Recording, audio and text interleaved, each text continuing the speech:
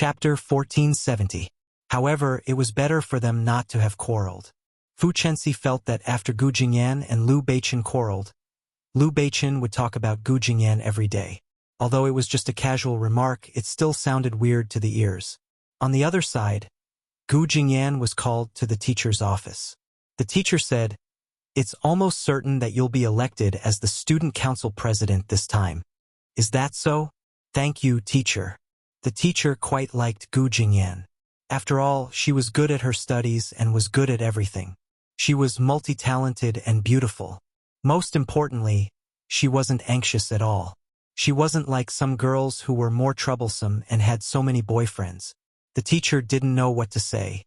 However, Gu Jingyan was beautiful, but she didn't rely on it. "It's about the matter between you and Liu Beichen recently." "Teacher, this is my private matter.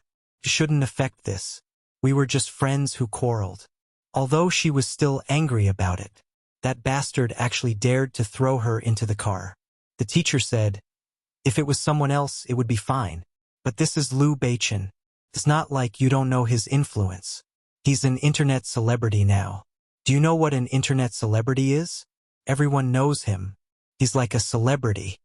Gu Jingyan thought about it and felt disdain. It was all because he didn't keep a low profile and was too flamboyant. The teacher said, "And with his influence?" At the end of the day, the school was worried that he would be unhappy if Gu Jingyan became the student council president because of his influence. Seeing Gu Jingyan's unhappy face, the teacher quickly said, "The school's thinking is more rigid, so I thought of an idea for you." "What?" "There's an exchange meeting in City S. You should go. It'll probably take about 2 weeks. When you come back, the storm will probably be over. Just a quarrel, and she would be chased to S City to hide from the limelight." Gu Jingyan nodded. It didn't matter where she went. If she had to hide, then so be it. The teacher quickly said, "I knew you're the most obedient. Q University wasn't like other universities. Teachers didn't dare to offend these influential and good students. What if they became big in the future?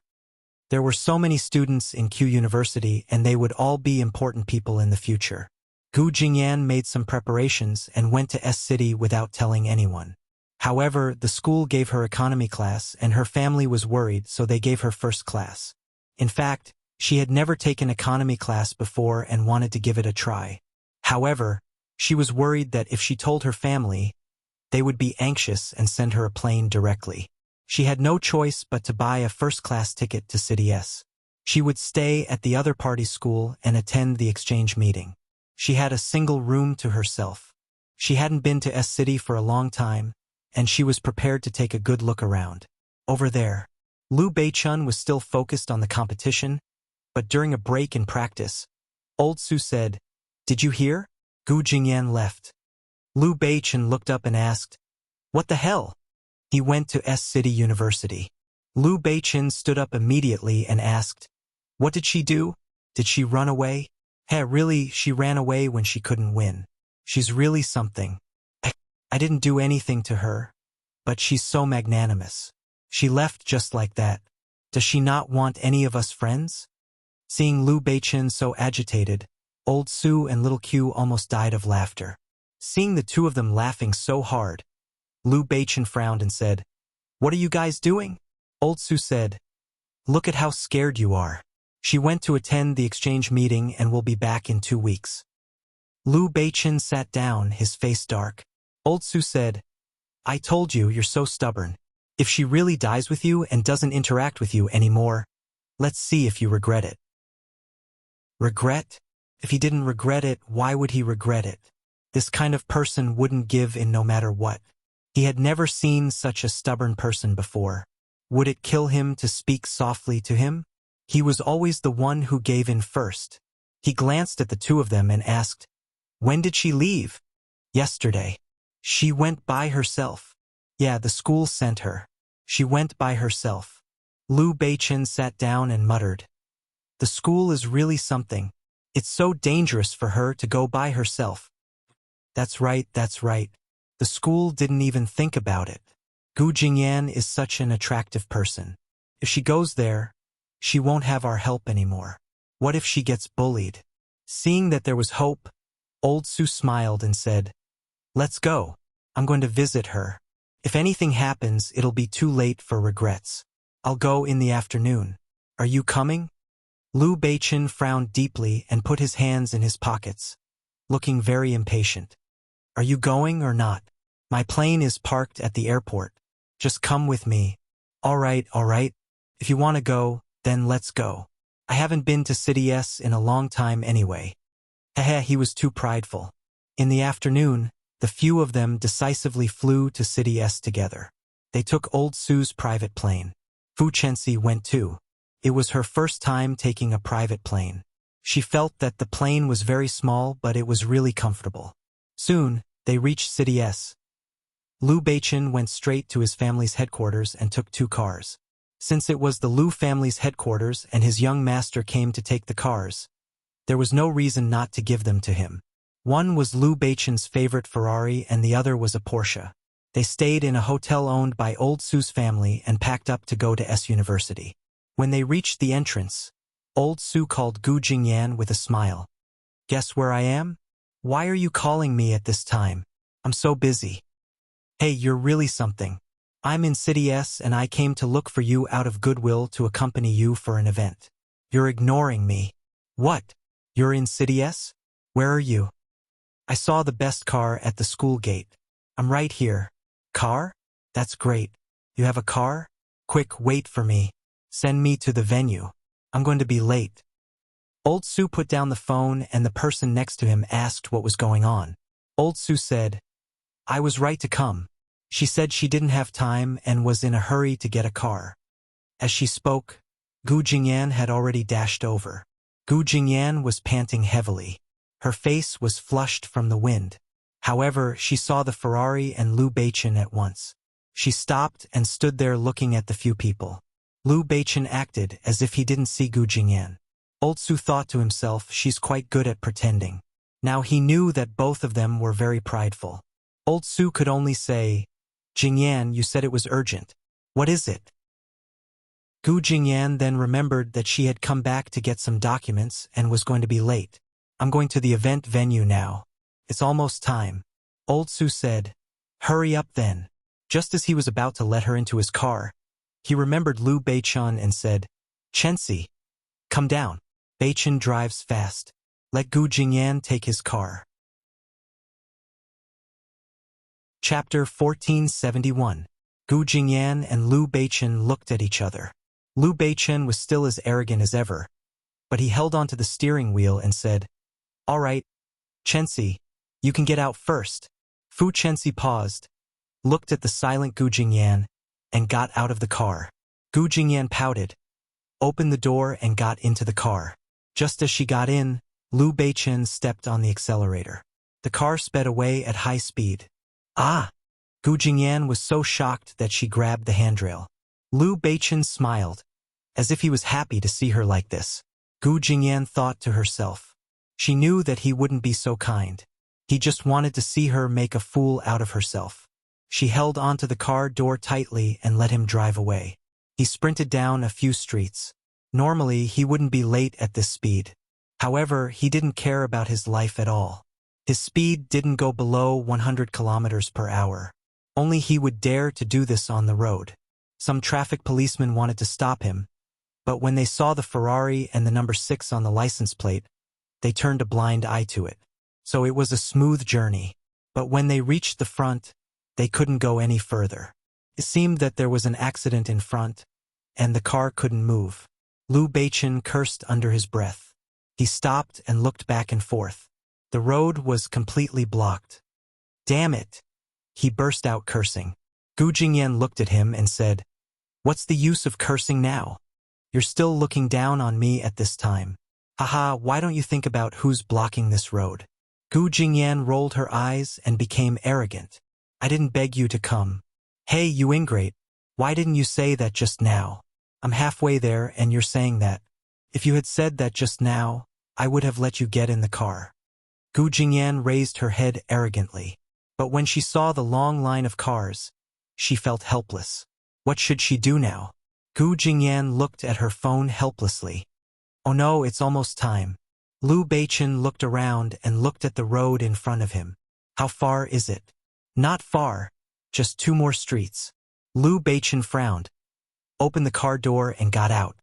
Hey, where are you going? Let's go. Why are we still staying in the car? If we had the time, we would have already run there. Ah, Gu Jingyan quickly said. Then what about your car? Stop here. Don't worry about it. Ah, I don't think so. What are you talking about? Let's go. He grabbed Gu Jingyan's arm. Gu Jingyan paused for a moment, looked at the car behind them, and then let him pull her forward. He ran all the way. Soon they arrived at the venue. Gu Jingyan was panting. Lu Beichen said, That's enough time. Let's go in. Yes, that's enough. You should go back now. Gu Jingyan took the documents and quickly ran inside. Lu Beichen ran in after him. Because of Lu Beichen's crazy actions, Gu Jingyan finally arrived on time. Everything went smoothly. Gu Jingyan's event was over. She heaved a sigh of relief. However, as soon as she got off the bus, she saw someone saying to Gu Jingyan, Jingyan, there's a handsome guy waiting for you. Is he your boyfriend? Gu Jingyan was stunned. Looking at the infatuated looks on their faces, she had a bad feeling. She went over to take a look. It was Lu Beichen. She quickly walked over and looked at the man who was still leaning against the wall with his hands in his pockets. Hey you, Lu Beichen. Why are you still here? Lu Beichen said, I'm waiting for you. You're waiting for me? Where's the car? Don't you want the car anymore? Lu Beichen said, I forgot. Damn, how could he forget that?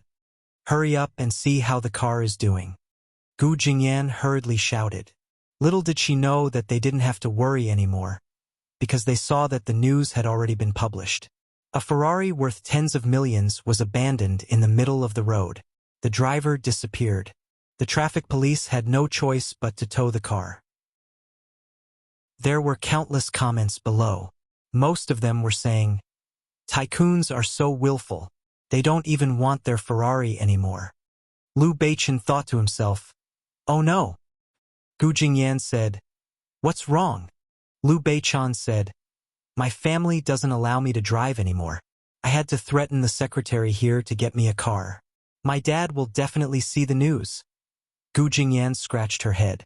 This Lu Beichen was too much of a show-off. Why did he have to drive a Ferrari? All right, hurry up and get the car from the traffic police. It didn't take much effort. The news had already been published online. They went straight to the traffic police station that towed the car away. Once they entered, they said, We're here to get the car. The traffic police said, What car? Did you park it illegally? Gu Jingyan looked at Lu Beichen. You could say that it was parked in the middle of the road. It must be illegal. What's the car plate number? The traffic police frowned as he registered the car. 666666. The traffic police looked up. If it was any other day, he would definitely think that it was a joke. But today, they had really towed away a 666,666 car. What car are you looking for? A red Ferrari, Gu Jingyan said. The two of them were brought to the back. The traffic police captain said from behind, Young Master Lu, I didn't know it was you, but this car is really being detained. And, he smiled and said, We've already found the owner. Lu Beichen looked up and said, You called my dad? Yes, old Master Lu said that he'll be here soon. Lu Beichen's face was pale and he looked like he was about to die. Soon after, Lu Qinyu flew over. Lu Beichen was about to run away. He said to Gu Jingyan, When my dad comes, tell him that I'm leaving first. Gu Jingyan hurriedly said, Sai, that's enough. It's too late for you to run now. My dad said that if I drive again, he'll break my leg. That's still. Just as she finished speaking, Lu Qinyu had arrived. Lu Beichen, you unfilial son, you unfilial son. What trouble did you cause this time? Everyone knows about it and it's spreading everywhere. The police officers saw that the fiery Lu Qinyu had picked up Lu Beichen and beaten him up. They didn't dare to stop him and could only try to persuade him. Old Master Lu, it's okay. It's just a small matter. Nothing happened. Gu Jingyan also hurriedly said, "Uncle, uncle, it's all because of me. Don't." Liu Beichen was humiliated and immediately flew into a rage. "All right, you hit me every time. I learned this from you. It's all because of your teachings that you hit me. Hey, you unfilial son, how dare you say that?" Lu Qinyu was furious and said, all right, I wanted to teach you a good lesson. I should have cut off your food supply so that you wouldn't have to wander outside every day. So be it." Liu Beichen looked up, looking noble and disdainful. Chapter 1472. You said it yourself. All right, I'm not taking the car away today. You can punish whoever caused this. Lu Qinyu said directly. Punish them however you want and arrest them. You don't have to give me face. With that, he walked out angrily. Before he left, he looked at Gu Jingyan and said, "Sai, I told you to stay away from him. I don't have the face to see your mother anymore. Look, I'm always dragged down by this unfilial son of mine." Gu Jingyan pursed her lips carefully. She was speechless. It was all because of her this time. Seeing Lu Qinyu being so gentle to Gu Jingyan, the traffic police officers were wondering who she was. She was so awesome that even Lu Qinyu was being so nice to her. After Lu Qinyu left, the law enforcers discussed. Although Lu Qinyu had said to punish them however they wanted, they couldn't really not give him face. Thus, they drove the two of them back and said that they would just have to pay some fines. They couldn't really bring the two of them in. On the way, they were very polite to Gu Jingyan and Liu Beichen. They didn't expect to meet the eldest young master of the Liu family and the fourth daughter of the Gu family while towing the car. When they heard that Gu Jingyan was the fourth daughter of the Gu family, they were all shocked. But it made sense. If it weren't for these rich young masters, who would dare to cause such trouble? The two of them were sent back. Gu Jingyan knew that Liu Beichen had gotten into trouble because of her. She could only sigh at him. Is your father really going to cut off your food supply? So be it. Who cares? Gu Jingyan said. Don't be like this. Liu Beichen said. I still have you guys. You won't let me starve to death, right? Alright, that was true. Gu Jingyan thought that if his family really stopped giving him money, she would definitely help him. After all, it was to help her this time. But then she thought that it was fine if they were late. He didn't have to be so impatient. When they arrived at school, old Sue and the others were waiting there. You guys are really something. You can even cause such a stir just by driving a car. You all know about it, Gu Jingyan said. Old Sue said, the news is so big. How could I not know? Didn't you see what was written on it? A Ferrari worth 10 million was thrown on the road. What a great headline. Fu Chenxi looked at them and said helplessly, are you guys going to be all right? Liu Beichen said, it's fine. It's just that their food supply has been cut off. What? Fu Chenxi was extremely shocked. Just like that, they returned to B City. Gu Jingyan had been busy in S City for a few days, so she went back soon. When they arrived at B City, as expected, the Liu family cut off Liu Beichen's food supply. Liu Beichen was used to spending lavishly, so he didn't have much money left. Now that he had nothing to spend, his hands and feet were tied and he felt extremely uncomfortable. Fu Chenxi looked a little reluctant and said to him, why don't you go back and apologize? Your dad might be soft-hearted and give you the money. I'm not going. What are you apologizing for? Liu Beichen immediately harumphed and turned to look at Gu Jingyan. It's all because of you this time. I'm counting on you next month. Gu Jingyan. Gu Jingyan said speechlessly, I don't have any money. Liu Beichen slammed the table. Hey, how much money did you spend playing games? I don't believe you don't have any money. I asked for it from my second brother, Gu Jingyan said. Then why don't you ask for more? If someone else had said this, it would have sounded outrageous. However, the few of them knew very well that this bit of money was nothing to their family. My second brother secretly gave me more than 1 million this month. I've already spent it, so I'm too embarrassed to ask for more. I don't care. You can ask for more. Anyway, I'm counting on you. Gu Jingyan looked at this rascal helplessly. Fu Chenxi was speechless. After all, she really couldn't fork out a single cent. She couldn't help at all. Then the school organized a trip. The election for the student council had just ended and Gu Jingyan won the position of the student council president without a doubt.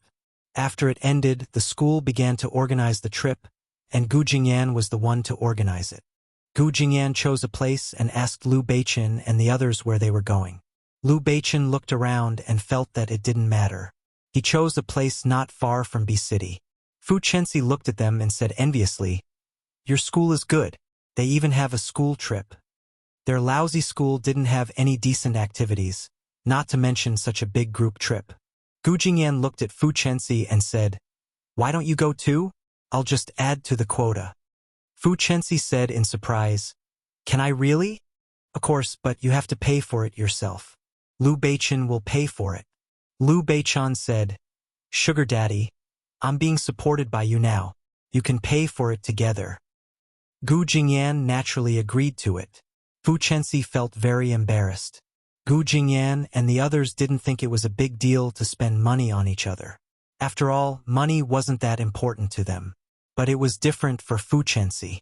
Fu Chenxi didn't mind spending Liu Beichen's money, but she felt uncomfortable spending Gu Jingyan's money. But she didn't want to miss out on their trip. Soon, the day of the trip arrived. But Fu Chenxi's stomach wasn't working. She was in the car with the top students of Q University and felt out of place. Not long after she got in the car, she felt a terrible pain in her stomach. Fu Chenxi said, "No, I want to get out of the car. There's something wrong with my stomach. It hurts." Liu Beichen immediately said, "I'll take you to the hospital." Fu Chenxi knew that she had eaten something bad and wanted to go to the toilet. She didn't want him to follow her. That would be too embarrassing. She had always thought that she was much more vulgar than Gu Jingyan. How could she let him see such an embarrassing side of her? "No need. You guys go first. I'll catch up later," she insisted. Gu Jingyan thought that it was a physiological problem and stopped Liu Beichen. "All right, I'll get the driver to send her back. Don't worry." Liu Beichen nodded as he understood the situation. Fu Chenxi left and the group continued to move forward. Soon, they arrived at their accommodation. 2 people to a room. Gu Jingyan had originally arranged to share a room with Fu Chenxi, but now that Fu Chenxi had left, she was left alone. Everyone had a good time on the trip. After tidying up, they went out to eat. Because they were in university, no one cared about drinking. Everyone decided to buy some alcohol to liven things up. Gu Jingyan, "Let's play a game to celebrate your election as the president of the student council," a student suggested. Gu Jingyan said generously, "What do you guys want to play? How about this? Let's drink and draw lots. We'll go to whichever room we get. If there's a guy and a girl together, don't even think about changing." What do you guys think? They were playing so big, of course. Gu Jingyan didn't agree. "I don't think so. What if something happens?" "Forget it. What can happen? We're all adults. If something really happens, it'll happen even without this game." Chapter 1473. Also, there are a lot of guys. How could you be so unlucky to be with a guy? That's impossible. Come on, let's try our luck.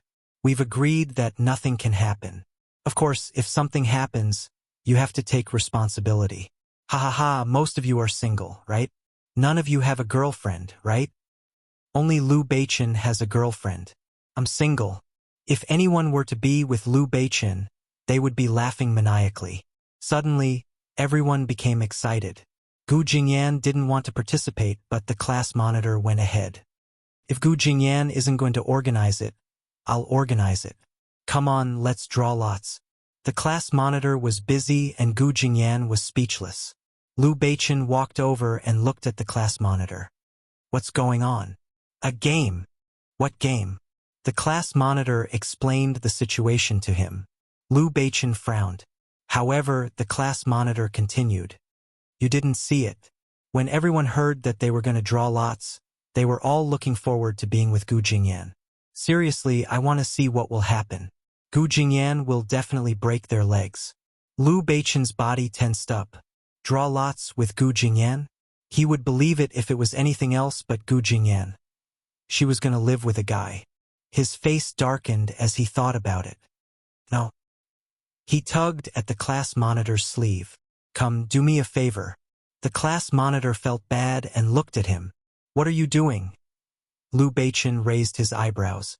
The class monitor looked at Liu Beichen suggestively. I couldn't tell, Liu Beichen. Liu Beichen slapped his face and said, What are you thinking? Gu Jingyan is my good friend. How can I let my friend stay in the same room with another man? That's impossible. It's safer for me to watch over her. The class monitor thought that it made sense. They were so close. If anything were to happen, it would have happened long ago. He said, all right, I'll help you. After a while, the drawing of lots began. Everyone was still looking on in anticipation. As expected, there were more science and engineering students in Q University, and most of the people who came this time were science and engineering students, so there were too many guys. One by one, they grouped up with the boys and looked at each other in misery. What's the point of drawing lots? Finally, a girl drew the same number as a boy, and everyone started to make a ruckus. At this moment, Gu Jingyan also took one out. She looked at it and said, Room 601. Everyone looked over expectantly, wondering who would be so lucky as to draw the same lot as Gu Jingyan. The class monitor glanced at Liu Beichen and said, Who else drew 601? Everyone looked at each other curiously. Liu Beichen walked out and took the number. Everyone looked at the shining number 601. Immediately, everyone sighed. No way. You two are together again. What a coincidence. You guys can even be together? Hurry up and get together. Gu Jingyan raised her head and looked at Liu Beichen. Liu Beichen looked arrogant as he looked at them. Go away, what are you doing? If not, why would I stay with you instead of me? Go away, go away. The boys looked at Liu Beichen with jealousy, but the girls looked at Gu Jingyan with jealousy. However, when they thought about it, they felt that the two of them were so compatible. Now that they were living together, it seemed like fate. Gu Jingyan really felt that she was in trouble. Why did it have to be him? She walked to Liu Beichen's side. No way. Together with you? Liu Beichen bumped her shoulder. Why? Are you afraid? If it was someone else, she would be worried that it would be troublesome. If it was him, what was there to be afraid of? What was there to be afraid of? Not to mention anything else. She wasn't his type. And the two of them always quarreled. In an instant, the matter was settled. Everyone packed up and went back to their rooms. Liu Beichen helped Gu Jingyan carry her things. Gu Jingyan said, Don't let Chun-Shi know about this. Liu Beichen said, Why? Gu Jingyan said, What do you think? Which girl wouldn't mind? No, I'm your bro. What's there to mind? Gu Jingyan rolled her eyes at Liu Beichen. You don't understand a woman's heart. Just don't say anything. It's better to avoid trouble. What if she finds out? It's just a game. I don't want to cause trouble. Liu Beichen pursed his lips. The room was too shabby when he entered. However, the school's budget was limited. It was good enough to book a room like this with so many people. After Gu Jingyan went in, she pushed Liu Beichen out. I'll change my clothes. Wait for me. I'll change. Who wants to see it? You're so flat. You must weigh less than 100 pounds. You're either flat-chested or short. You must be flat. A cup, right? Who wants to see it? Liu Beichen grumbled for a long time. Then the door opened. Gu Jingyan changed into a nightgown. She didn't want to wear a dress. But she didn't expect to encounter such a terrible game. She thought that she would be sharing a room with a girl, so she only wore a nightgown. Now it was great. However, she thought that Liu Beichen wouldn't be bothered to look at her, so she put it on. But Liu Beichen was indeed. He stared at her for a while. It was rare to see her wearing this. She had good skin and a good figure. The small nightgown didn't look decadent on her, but it gave her an indescribable feeling. Liu Beichen felt that something was wrong with his body. It was hot, but he still covered his head and hurried into the bathroom. Really, can't you go into the bathroom to change? Why do you have to make me go out? Gu Jingyan couldn't be bothered with him. She snuggled into her blanket. She had thought that nothing would happen even if the two of them were together.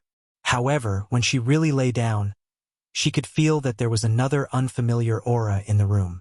She couldn't sleep, especially when Lu Beichen kept tossing and turning on the other bed. In the middle of it, Fu Chenxi called. She said that she was at the hospital and asked Lu Beichen what he was doing. Lu Beichen looked at Gu Jingyan. He thought that he was calm, but now he felt a little guilty. He said that he was going to sleep, but he didn't say that he was sharing a room with Gu Jingyan. Sleep, even though it was two separate beds. After hanging up, Gu Jingyan couldn't sleep anymore. Lu Beichen felt it too.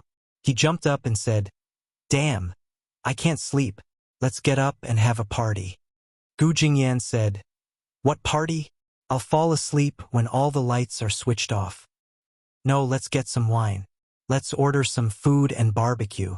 The new book has been released. After signing the contract, there will be 4 updates every day. Everyone can go and read it. The temporary title is Hidden Wife. Hubby, don't play me.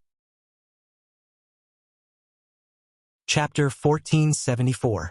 It's so late. Why are we having a barbecue? Let's drink to celebrate our first time in the same room. Get lost. Isn't living in the same room the same as sleeping together? The two of them joked around, but Lu Beichen knew deep down that he just wanted to have a good night's sleep after drinking. How could he possibly fall asleep like this? He didn't know why, but he kept glancing at Gu Jingyan, thinking that she was just beside him. No matter what, he didn't feel sleepy. The excitement in his heart made him feel hot all over as he lay there. How could he sleep? Gu Jingyan couldn't argue with him and could only order takeout. Soon the takeout arrived. As he drank and ate, Lu Beichen's mind finally relaxed. Gu Jingyan sat with him on the other side. She hugged her knees and sat there eating. He realized that no matter what she was eating, even if she was eating in the most inelegant posture, she still looked very elegant. Perhaps this was called a natural aristocratic aura. Actually, people who didn't know would never understand this. For example, she and Fu Chenxi were different in this aspect. Fu Chenxi was careful and quiet, but no matter what she did, she didn't have that kind of temperament. But even though Gu Jingyan was loud and noisy, she still looked very aristocratic. He continued to drink his beer and said to Gu Jingyan, "Eat. You look so skinny. You look like someone is torturing you." Gu Jingyan said, "No, I'm so skinny. My family is so skinny. It's my genes. Okay?" But it had to be said that the Gu family perfectly reflected the importance of genes. Lu Beichen drank his beer in a daze and mumbled, "Why are you wearing this pajamas?" Gu Jingyan looked at her pajamas. "What's wrong with it? So normal. The skirt is so short. How is it normal?" Gu Jingyan looked down. Her long legs were indeed exposed. But she didn't expect to be with him. "Hey, what else can I do? I'm wearing pajamas. Do I have to cover my whole body?" "You can't show it like that. Didn't you know not to look? Turn your head away. You're not allowed to look," Gu Jingyan said as she reached out to push his face. Lu Beichen frowned and said, "Hey, can't you change your bad habit of getting physical for no reason?" "I can't." "Who asked you to have such a big mouth?" Lu Beichen dodged and said, "If you dare to touch yours truly again, yours truly will break your little claws." Then, he reached out and grabbed her arm. Gu Jingyan didn't succeed. She snorted and said, "Let go." Lu Beichen said, "Hurry up and apologize to me. I'll treat you to a barbecue and you still dare to hit me?" "Hey, why should I apologize to you? Come and apologize." "No, no, no." Gu Jingyan wanted to jump away, but Lu Beichen's grip was too strong. He held her hand tightly and refused to let go. That forceful tug. Gu Jingyan fell backwards. "Hey you." Lu Beichen hurriedly tried to pull her up, but to his surprise, both of them fell to the ground. Their eyes met. She is below, he is above. So straight he looked at her face. That good-looking face was now flushed and stubbornly presented in front of his eyes. This damned woman always needs to be taught a lesson. Today was especially so. "I told you not to hit me. Look at you, you can't even see clearly. You're falling." Gu Jingyan lowered her head. She felt his chest hitting her body. It was so painful, because the position of his chest She looked at him and he looked back at her. For a moment, her mouth was dry, as if something was swimming in her body. His lips moved. Suddenly, he felt a burning sensation in his body as he looked at her face. Facing her lips, he abruptly kissed her. Gu Jingyan paused. Then, she closed her eyes tightly as her lips intertwined with his. Immersed, lingering, the moment the two of them touched, they couldn't care less about anything else. In their eyes and in their bodies, there was only each other. It was like a river that hadn't seen water for many years. Suddenly, it was like a spring breeze. It was like the spring after a harsh winter, when flowers bloomed for thousands of miles. It was like a gear that hadn't been turned for a long time was suddenly wound up. It was like the spring breeze and rain came together. He hugged her passionately and kissed her more intensely, as if he wanted to tear her apart. And she, with her eyes closed, had already involuntarily wrapped her hands behind his back. Feeling those slender arms wrapping around him, his movements became even more frenzied. There was only one violent thought in his mind. He wanted to eat her up, when their bodies were completely attached to each other. When they were completely joined together, the satisfaction in his heart was more than anything else. There had never been anyone who could make him feel so satisfied and so fulfilled. She didn't give in to him. After a while, she turned around and sat on his body. After a while, she came down and wrapped her arms around his waist, asking for it. He really felt like he was going to be killed by her. The two young bodies had been tormenting each other for a long time. Only then did he fall into a deep, deep sleep. The sky brightened. When Gu Jingyan slowly woke up, her body froze. What was going on? Where was she? It hurt. She felt like her lower body was being torn apart. She looked up and saw the man beside her, Liu Beichen. When he was asleep, he was like a baby, so obedient, so well-behaved, so good-looking. But all of a sudden, she sat up abruptly. At the same time, Liu Beichen also sat up. He was shocked. He blinked his eyes and looked at Gu Jingyan.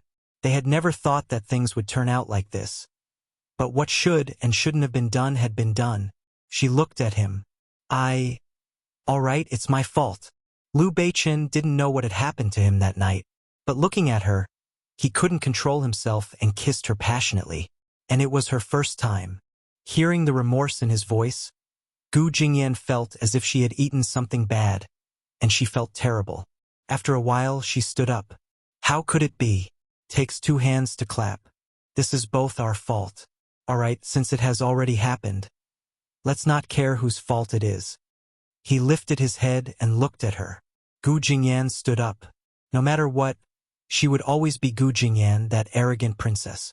When she lifted her chin, she looked down on everyone. Anyway, we can pretend that nothing happened. Only you and I know about this. We can pretend that nothing happened. Anyway, it will never happen again, right? Liu Beichen narrowed his eyes and looked at her. Pretend that nothing happened? Was she that carefree? Chapter 1475. Gu Jingyan didn't need a man who didn't like her and had to take responsibility for her just because of one thing. She didn't need a man like that at all. Hence, she said it in a carefree manner. Moreover, she didn't think that in this society, a woman would need a man to take responsibility for her just because of one thing. That night was their fault. That was for sure. Liu Beichen stared at her. After a while, he nodded. Since you say so, all right then. After leaving this place, the two of them were still good buddies. If she could do it, he could definitely do it too. The people outside were still very excited about the game. Now that they were back at Q University, everyone had to return to their respective tracks. On the way, Liu Beichen looked outside, feeling that he had let her down. However, he looked at Gu Jingyan. She was still chatting and laughing with the class monitor and the other students. He didn't seem to notice anything. He clenched his fists and looked away again. Soon they reached the place. Fu Chenxi couldn't wait to fetch him. Sorry, Beichen. My stomach wasn't feeling well. Did you guys have a good time? Liu Beichen looked at Fu Chenxi, his heart pounding. Yeah, it's okay. He couldn't help but look at Gu Jingyan. Her gaze had already shifted elsewhere. Without saying a word, she left. Fu Chenxi held on to him and only cared about talking to him. She didn't care about Gu Jingyan. After this event, Gu Jingyan would officially be promoted to the president of the student council. She would start running around, and with her studies, her schedule would be even tighter. However, the president of the student council of Q University would usually receive a lot of attention. Hence, everyone would only pay more attention to this beautiful female president. Gu Jingyan was even invited to attend the ZF conference. When they went to eat together, Gu Jingyan lowered her head and ate. At the side, old Su said, "Let's go to the beach tomorrow. I'll drive there and bring you guys along." Gu Jingyan said, "I'm not free. I have to attend the University Environment Conference at ZF tomorrow." "Huh? ZF? You're going?" Old Su said, "You're the president of the student council. Why are you going there?" Little Q said, "Are you dumb? Don't you know how powerful the president of the student council of Q University is? Once you become the president of the student council, you have one foot in the government." Fu Chenxi looked up. "That's amazing." She looked at Gu Jingyan and thought about how Com claimed to be the best in the country. Naturally, it was different from those small schools. Elder Su said, "That Gu Jingyan doesn't need it at all. I remember that her big brother is going to be a big shot in the political world. If he helps her, she'll be able to get in." Fu Chenxi said, "Is her big brother very powerful too?" Old Su blinked. "You will see him in this year's election." "Ah, presidential election, dummy." Fu Chenxi looked at Gu Jingyan in surprise. So, her big brother was going to be the president? As Fu Chenxi ate, she thought about how that was the president, who was high up and in charge of the entire sea country like an emperor. In that case, Gu Jingyan would be a real princess. Gu Jingyan raised her eyebrows. "That's enough. What does he have to do with me? I'm going to wash my hands." Liu Beichen was leaning against the wall. When he saw Gu Jingyan get up, he got to his feet lazily. Not long after, Gu Jingyan looked at Liu Beichen and said, "What are you doing?" Liu Beichen said, "Gu Jingyan." She said, "All right, Chenxi is still outside. I'll go out first." She brushed past his side. Liu Beichen, however, grabbed her arm. She was pinned to the wall by him. He looked down at her and said, "Gu Jingyan, look at me." Gu Jingyan looked at him and said, "What are you doing?" Liu Beichen kept thinking about what happened that day when they were together. It was almost impossible to pretend that it didn't happen. Moreover, he felt that his body still liked her very much. As a result, everything that happened that night was so clear and obvious. It made him feel like he was reminiscing. And what made him even more reminiscing was the feeling he had when he looked at Gu Jingyan. Looking at her, that fanatical feeling, that impulsive feeling, it made people feel so different. He had never felt that kind of passion before. He had never wanted someone so deeply. But that person was Gu Jingyan. "Gu Jingyan, can you really do it?" He grabbed her arm tightly. Gu Jingyan said, "Let go." "How did you do it?" "Let go." "You..." Just then, a soft voice came from the side. "Jingyan, Beichen, you too." Fu Chenxi felt that Liu Beichen had been gone for a long time, so she came over to have a look. She was stunned to see the two of them at once. Gu Jingyan took the opportunity to push Liu Beichen away and looked at Fu Chenxi. "I'm fine." Fu Chenxi's eyes moved. "You two aren't fighting again, are you?" Gu Jingyan smiled. "How could that be?" "No." Liu Beichen paused as he watched Gu Jingyan leave. Feeling helpless, Fu Chenxi felt that the two of them were different. But what was different? When they went out, Gu Jingyan had already left. Fu Chenxi said, "Why did Jingyan leave first?" Old Su said, "Is she a busy person?" Little Q also said with a smile, "Hey, did you two quarrel again? That night, after you were assigned to the same room, did you?" Just as she was about to continue, Old Su's arm had already poked her. Fu Chenxi was stunned. At this moment, she, who had always been stupid, was extremely sensitive. "What are you talking about? What room?" Old Su laughed. "Nothing, we were just talking about playing games in the same room. Weren't you not around that day?" All right, I'm done eating, I'm going to the toilet. The two of them hurriedly went to the toilet. However, Fu Chenxi had already sensed that something was wrong. The next day, she went to look for Gu Jingyan. However, when she reached her dormitory, Gu Jingyan was not there. Where did Jingyan go? Fu Chenxi asked her roommate. Gu Jingyan's roommate laughed and looked at Fu Chenxi. Why? Are you looking for Jingyan? Nothing much, I just came to take a look. Hee hee. She's been in a bad mood these few days and has kept herself busy. Don't look for her. She won't be back for the time being. Bad mood? Fu Chenxi could not tell. That's impossible. I'm with her every day.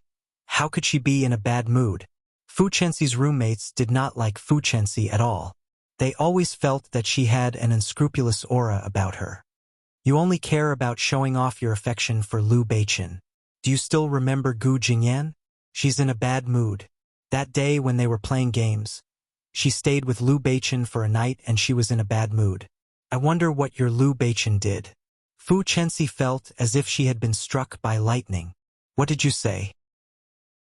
Who stayed for a night? Gu Jingyan with Liu Beichen. Chapter 1476. Gu Jingyan didn't need a man who didn't like her and had to take responsibility for her because of one thing. She didn't need a man like that at all. Hence, she said it in a carefree manner. Moreover, she didn't think that in today's society, a woman would need a man to take responsibility for her because of one thing. At night, that night was their fault. That was for sure. Liu Beichen stared at her. After a while, he nodded. Since you say so, all right then. After leaving this place, the two of them were still good buddies. If she could do it, he could definitely do it too. The people outside were still very excited about the game. Now that they were back at Q University, everyone had to return to their respective tracks. On the way, Liu Beichen looked outside, feeling that he had let her down. However, he looked at Gu Jingyan. She was still chatting and laughing with the class monitor and the other students. He didn't seem to notice anything. He clenched his fists and looked away again. Soon, they reached the place. Fu Chenxi couldn't wait to fetch him. Sorry, Beichen. My stomach wasn't feeling well. Did you guys have a good time? Liu Beichen looked at Fu Chenxi, his heart pounding. Yeah, it's okay.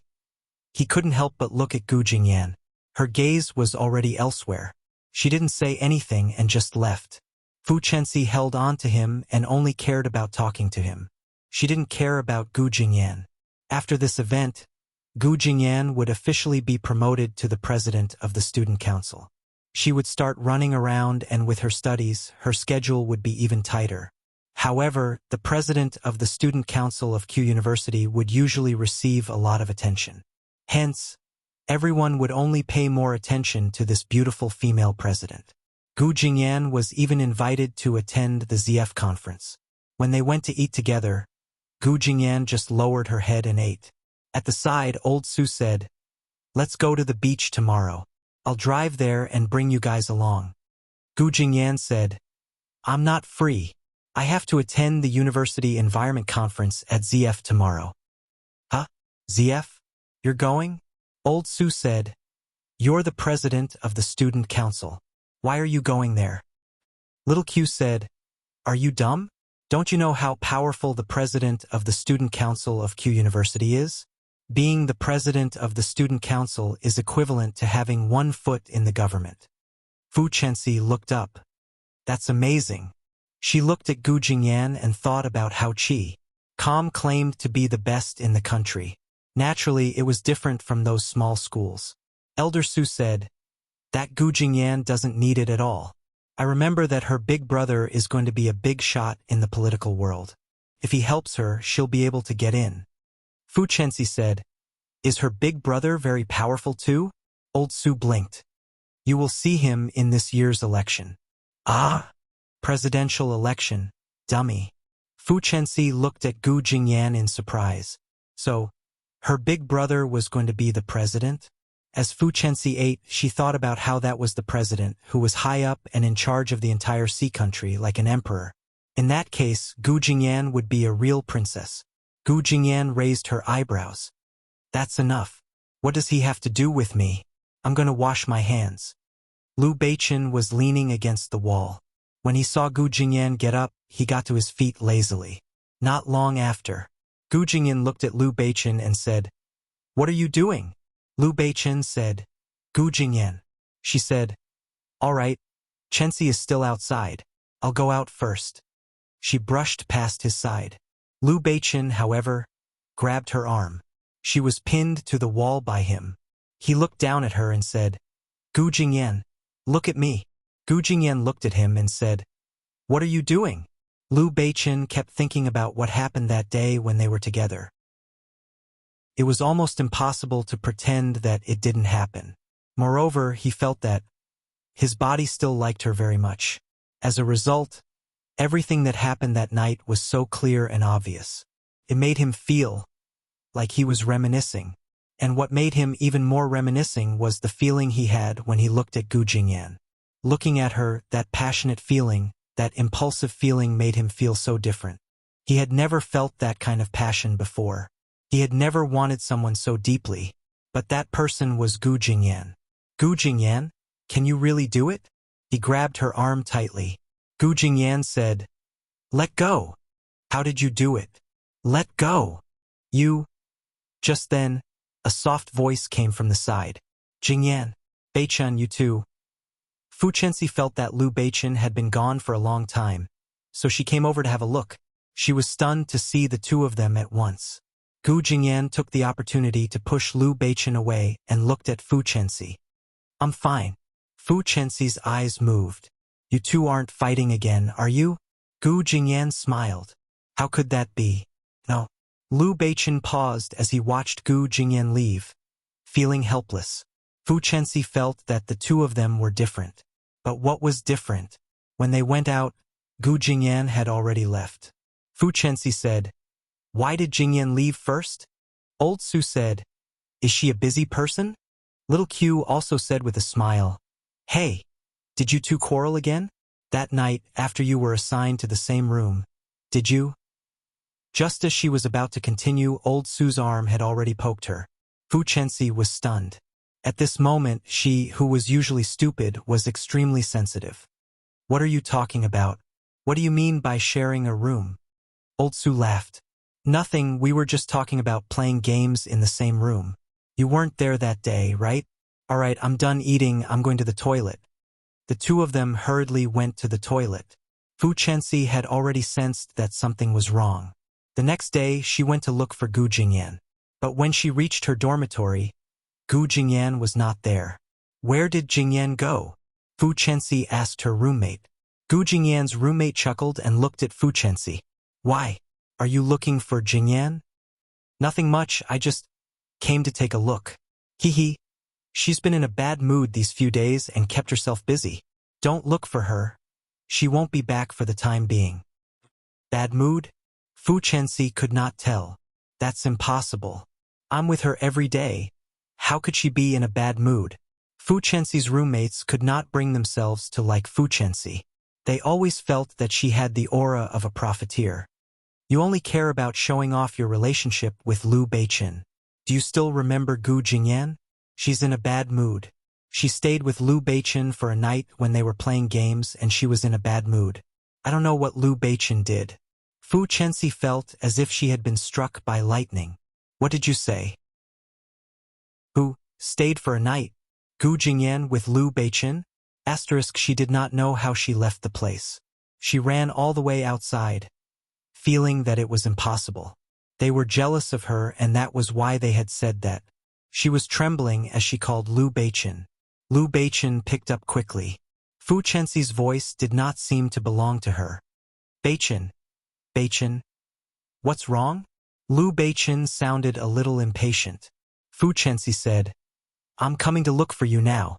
Where are you?" "I'm in class." After a while, Fu Chenxi arrived at his class. Class had already ended and Lu Beichen was working hard for the thesis that he was about to hand in. Fu Chenxi walked in with a pale face. He looked up and saw Fu Chenxi in this state.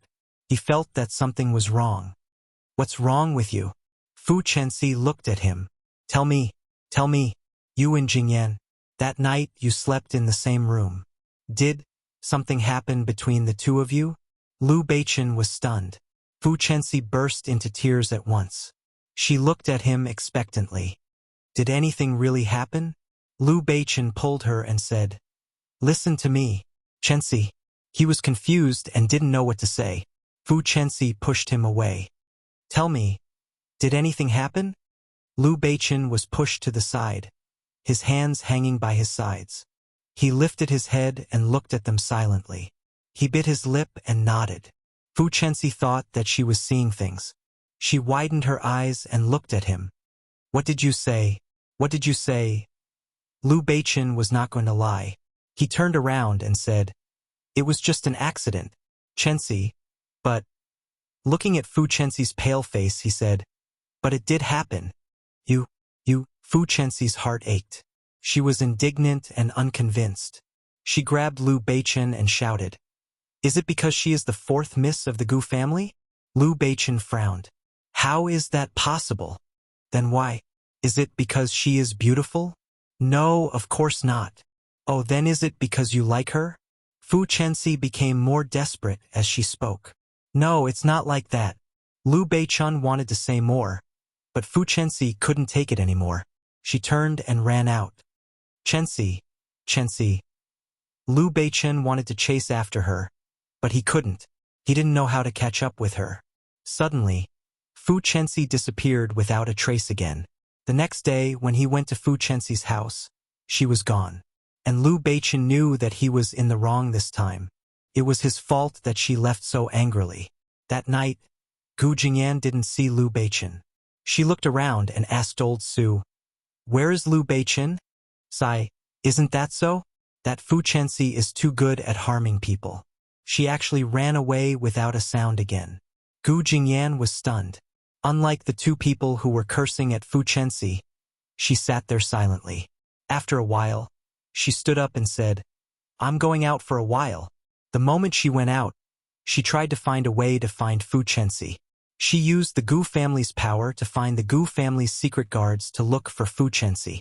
It was still possible to find her this way. Fu Chenxi was still in B City, at a relative's house. She walked over and saw that it was a dilapidated courtyard in a village in the city. It was dirty all around.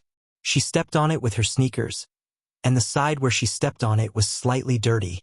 And Fu Chenxi was sitting at the side, helping a relative take care of a child. She was wearing simple clothes and seemed to have lost a lot of weight in just a few days. "Chenxi," she called out. Fu Chenxi was stunned. Looking at Gu Jingyan again, Fu Chenxi's tears fell instantly. You, who asked you to come here? Why are you here?" Fu Chenxi stood up immediately. Gu Jingyan looked at her. "You know?" Fu Chenxi paused for a moment before she understood what Gu Jingyan was talking about. "Yeah, I know. I know you and Lu Beichen. I can't believe you two are together. Gu Jingyan, how can you be so shameless? You're my friend and he's my boyfriend. How could you do this?" Gu Jingyan listened to her curses but did not say anything. "And now you still have the cheek to come here. What are you doing here? How is this place befitting of your noble status? It is so dirty. How can you step on it? We are poor, but we are not to be bullied by you. You have already got Lu Beichen. Why are you still here?" Gu Jingyan raised her eyebrows and looked at her calmly. "Chenxi, this has nothing to do with who has money or who doesn't," she said. Fu Chenxi laughed coldly. "Of course you don't understand." "Yeah, I don't understand because I've never cared about money, so I don't understand why you always talk about money. Maybe it's because of this that you feel inferior, but I want to tell you, Chenxi, it's not a matter of money." "Ha, then what is the problem?" "This is because," Gu Jingyan said, "I like Lu Beichen." Fu Chenxi took a step back. Gu Jingyan took out a large sum of money from her pocket and placed it in front of Fu Chenxi. "That's right, Lu Beichen, and I did something that shouldn't have happened. I don't know how to make it up to you. As you can imagine, all I have is money, so I'm giving you these. But have you ever considered that Lu Beichen and I are both rich, we both have status, we both have everything that others don't have? That's why we're not together for money or power. We're together because we're infatuated with each other. It's because we have certain feelings for each other. I need to tell you this." After she said this, Fu Chenxi found it even more difficult to accept. That's right, that's right. She's right. Fu Chenxi burst into tears again. Gu Jingyan did not want to say anything more. She turned around and did not come back. If this matter had ended at that time, the two of them would have treated each other as a temporary mistake and would still be able to get along with each other as brothers. Then, would everything be able to remain as beautiful as it was in the past? However, that night, when Gu Jingyan found Liu Beichen grabbed Gu Jingyan in his drunken state. Jingyan, tell me, aren't we very bad? Gu Jingyan calmly hugged the drunk Liu Beichen and said, yes, very bad. Haha, I am bad and you are bad too. Yes. Then why don't we be bad together so that we don't have to bring harm to others, right? Gu Jingyan looked down at him and asked, are you serious? What else? Liu Beichen looked at her and said, let's be together. He grabbed her hand. Chapter 1477. Gu Jingyan really thought that he was talking nonsense. However, the next day he really appeared at the bottom of her building. With his hands in his pockets, he leaned against a tree. There was a hint of melancholy between his brows, accentuating his firm cheeks, making him look even more charming. The passers-by couldn't help but look at him. When he saw Gu Jingyan coming down, he said calmly, Gu Jingyan, didn't I say that we are going to be together? Let's go home and tell our family. Gu Jingyan's mouth was slightly agape as she looked at Liu Beichen. After a long while, she slowly nodded. The news of Gu Jingyan and Liu Beichen being together exploded on the internet. The dignified fourth miss of the Gu family and Liu Beichen of the Liu family were about to get married. Now, the two of them were going to study abroad and discuss the wedding when they came back. In an instant, this news made everyone sigh. Liu Beichen was originally a rich online celebrity and was known as the little tyrant of capital city. His every move had always attracted attention. Obviously, everyone was more concerned about this marriage than he was. In an instant, the enthusiastic netizens started to calculate how much the two of them would be worth, and what kind of storm would the Gu family and the Liu family cause when they were together. And it was also because the news of their relationship had exploded on the internet that the schools suddenly found out about Gu Jingyan's identity. The dignified fourth miss of the Gu family had been in Q University for so many years, but they had only found out about it now. But Gu Jingyan didn't care anymore. She returned to Q University for the last time to pack her things and prepare to go abroad. Stanford University had already arranged for her to go to school when she arrived. It wasn't their recruitment season, but after seeing Gu Jingyan's information, they immediately made an exception and recruited her. And Liu Beichen also went to Stanford. The two of them were going to study together for 4 years. As for the future, they would talk about it later. When she entered the dormitory, everyone looked at her and exclaimed, Gu Jingyan, you are fourth miss of the Gu family? Gu Jingyan packed her things. What's wrong? What's wrong with fourth miss of the Gu family? She said helplessly. Look at you all as if you are looking at a monster. Does fourth miss of the Gu family have eyes or legs? A few of her roommates immediately crowded around her. Fuck. I've been living with the Gu family's fourth young mistress for so long and I didn't even know about it. You still have the cheek to say that? Gu Jingyan continued to pack. I'm not the fourth daughter of the Gu family. My name is Gu Jingyan. I can't possibly introduce myself to you. I'm the fourth daughter of the Gu family. My name is Gu Jingyan. Ha ha ha. Everyone looked at Gu Jingyan. They were a little reluctant, but they were also a little emotional. Unexpectedly, the fourth daughter of the Gu family was still so low-key, so hardworking, and so likable. We're all very happy that you're with Liu Beichen. You two are indeed a match made in heaven. Was it a match made in heaven? She didn't think much of it. They were still the same as before, joking around as if they were brothers. As for dating, there didn't seem to be any feelings of falling in love. The two of them quickly went abroad. After returning to the country, they prepared to get married. If he hadn't met Fu Chenxi when he got married, perhaps, in the future, they would be able to live a peaceful life amidst their quarrels, however. A few years later, Fu Chenxi was still there. No, although she was not always around, she would appear from time to time. At first, Gu Jingyan still felt that she was her friend. But now, things were different. Gu Jingyan left Liu Beichen behind and sped away in her sports car. Although many people looked down on female drivers, no one dared to disrespect a female driver who drove a sports car worth more than 10 million. Gu Jingyan stepped into the bungalow. She knew that this was a gift from Liu Beichen to Fu Chenxi. In the past, he could turn a blind eye to it and let it pass. Because she knew that although Liu Beichen had taken care of Fu Chenxi, he had never touched her. Otherwise, given her temper, she would have exploded long ago. But today, Liu Beichen had completely angered her in the car. She pushed open the door. The Fu family did not know who was in front of them. "Who are you? Who told you to come in? Where's Fu Chenxi?" She took off her sunglasses and asked. The Fu family's old maid saw her and was stunned. You. Tell Fu Chenxi that an old friend is here and wants to meet her." At this moment, Fu Chenxi heard the voice and walked out. The moment he saw Gu Jingyan, his heart skipped a beat. The paleness on his face was obvious. Gu Jingyan walked towards her step by step. Her powerful aura made people flinch. Gu Jingyan said, "Fu Chenxi, I know that my husband took care of you in the past. For the sake of his old friend, he spent money on you, bought you a house, and helped you find a job. I didn't say anything. But after all, he's my husband. If I'm divorced, it's fine. You can do whatever you want. I'm not divorced yet. If you're impatient, you can wait a few days or persuade him to sign the divorce papers so that he can be with you. Don't drag it out and annoy me every day." Fu Chenxi's face turned black. Gu Jingyan was no longer the amiable student she used to be. She had been in the business world for many years and had quarreled with Liu Beichen for many years. She knew Liu Beichen from the inside out. She knew how to deal with people like Fu Chenxi. She interrupted Fu Chenxi and said, "What do you mean? You want to say that this has nothing to do with you?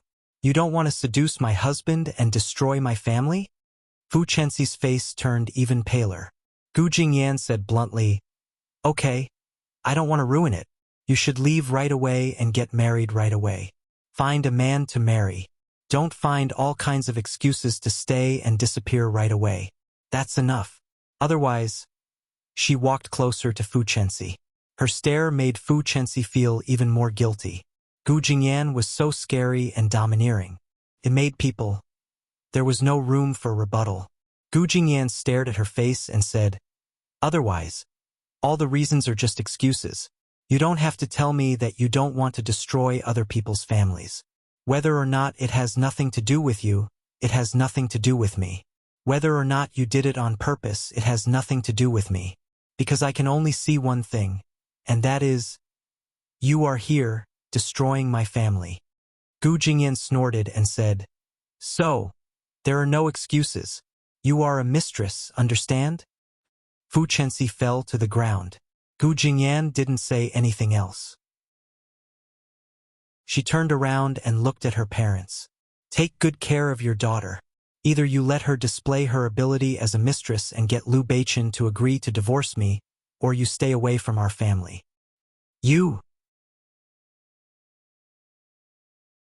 Chapter 1478. Gu Jingyan left. The Fu family's parents were furious. Looking at Fu Chenxi, who was standing behind him, Father Fu said, "Look at yourself.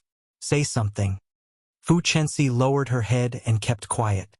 Fu Chenxi's mother said, "Humph! She only dares to talk to you like that because her family is rich. Why are you afraid of her? Liu Beichen is good to you. What can she do to you?" "That's right. If you work harder on Liu Beichen, you will kick her away from being Madame Liu. If not, you can give birth to a child for him." "Mom, what are you doing?" Fu Chenxi stomped her feet and went back to her room. Liu Beichen had given her this place. But Liu Beichen had only given her food and water so that she wouldn't starve to death. He had never said anything about it. He did not want to give her any other feelings. She couldn't even touch him if she wanted to. Now, it was just as Gu Jingyan had said. Liu Beichen did not want to divorce Gu Jingyan. Although Liu Beichen had said it nicely, saying that he was unwilling to let Gu Jingyan get what she wanted. But was it true? All these years, she had been thinking about what Gu Jingyan had said to her. She and Liu Beichen were from the same family. They were both rich and did not care about money or status. So, they could be together because they had feelings for each other. So, did Liu Beichen really have feelings for Gu Jingyan? Gu Jingyan did not go home. She was too lazy to meet Liu Beichen, so she found a place to stay. When Liu Beichen got home, he was furious when he did not see Gu Jingyan. This woman was really... Not only did she run away for half a year, she even disappeared when she came back. When he went out, he saw his bodyguards. "Where is Madam?" he asked angrily. "That, I don't know." Liu Beichen was furious again. "What do you mean you don't know? You don't even know where she is. Why are you eating?" "Young Master Liu, you know Madam's bodyguards. If Madam does not want to be found, it is hard to find her." Yes, he could always control the whole world except for Gu Jingyan. No matter how hard he tried, he couldn't control her. Good, very good. Alright, all of you get lost. You can't even beat a few bullshit security guards from the Gu family. You're really embarrassing me. After that, he went back and slammed the door. However, he was indeed in a bad mood. Who could be happy? His own wife was asking for a divorce every day. It would be strange if he could be happy. At this moment, Fu Chenxi called. He looked at it and felt inexplicably annoyed. But in the end, he still picked up the phone. "What's up?" "Yes, Jing Yan came by today." Liu Beichen wanted to ask casually, but when he heard that Gu Jingyan had been there, he jumped up. A moment later, he walked over to the Western restaurant downstairs. The Western restaurant didn't sell Western food at this time, but they would provide some afternoon tea.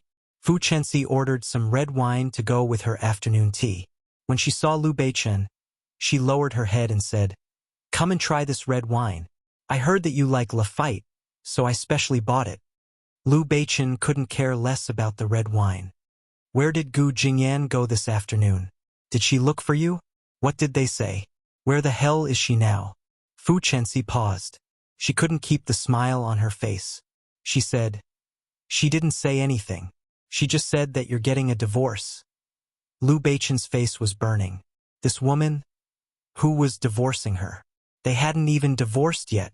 He hadn't even agreed to it, and she was already announcing it everywhere. That's what she said? Fu Chenxi said, "Beichen, why are you getting a divorce? Don't get a divorce. Okay?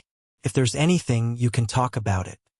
She tugged at his arm and seemed to be advising him very carefully. Liu Beichen was furious again.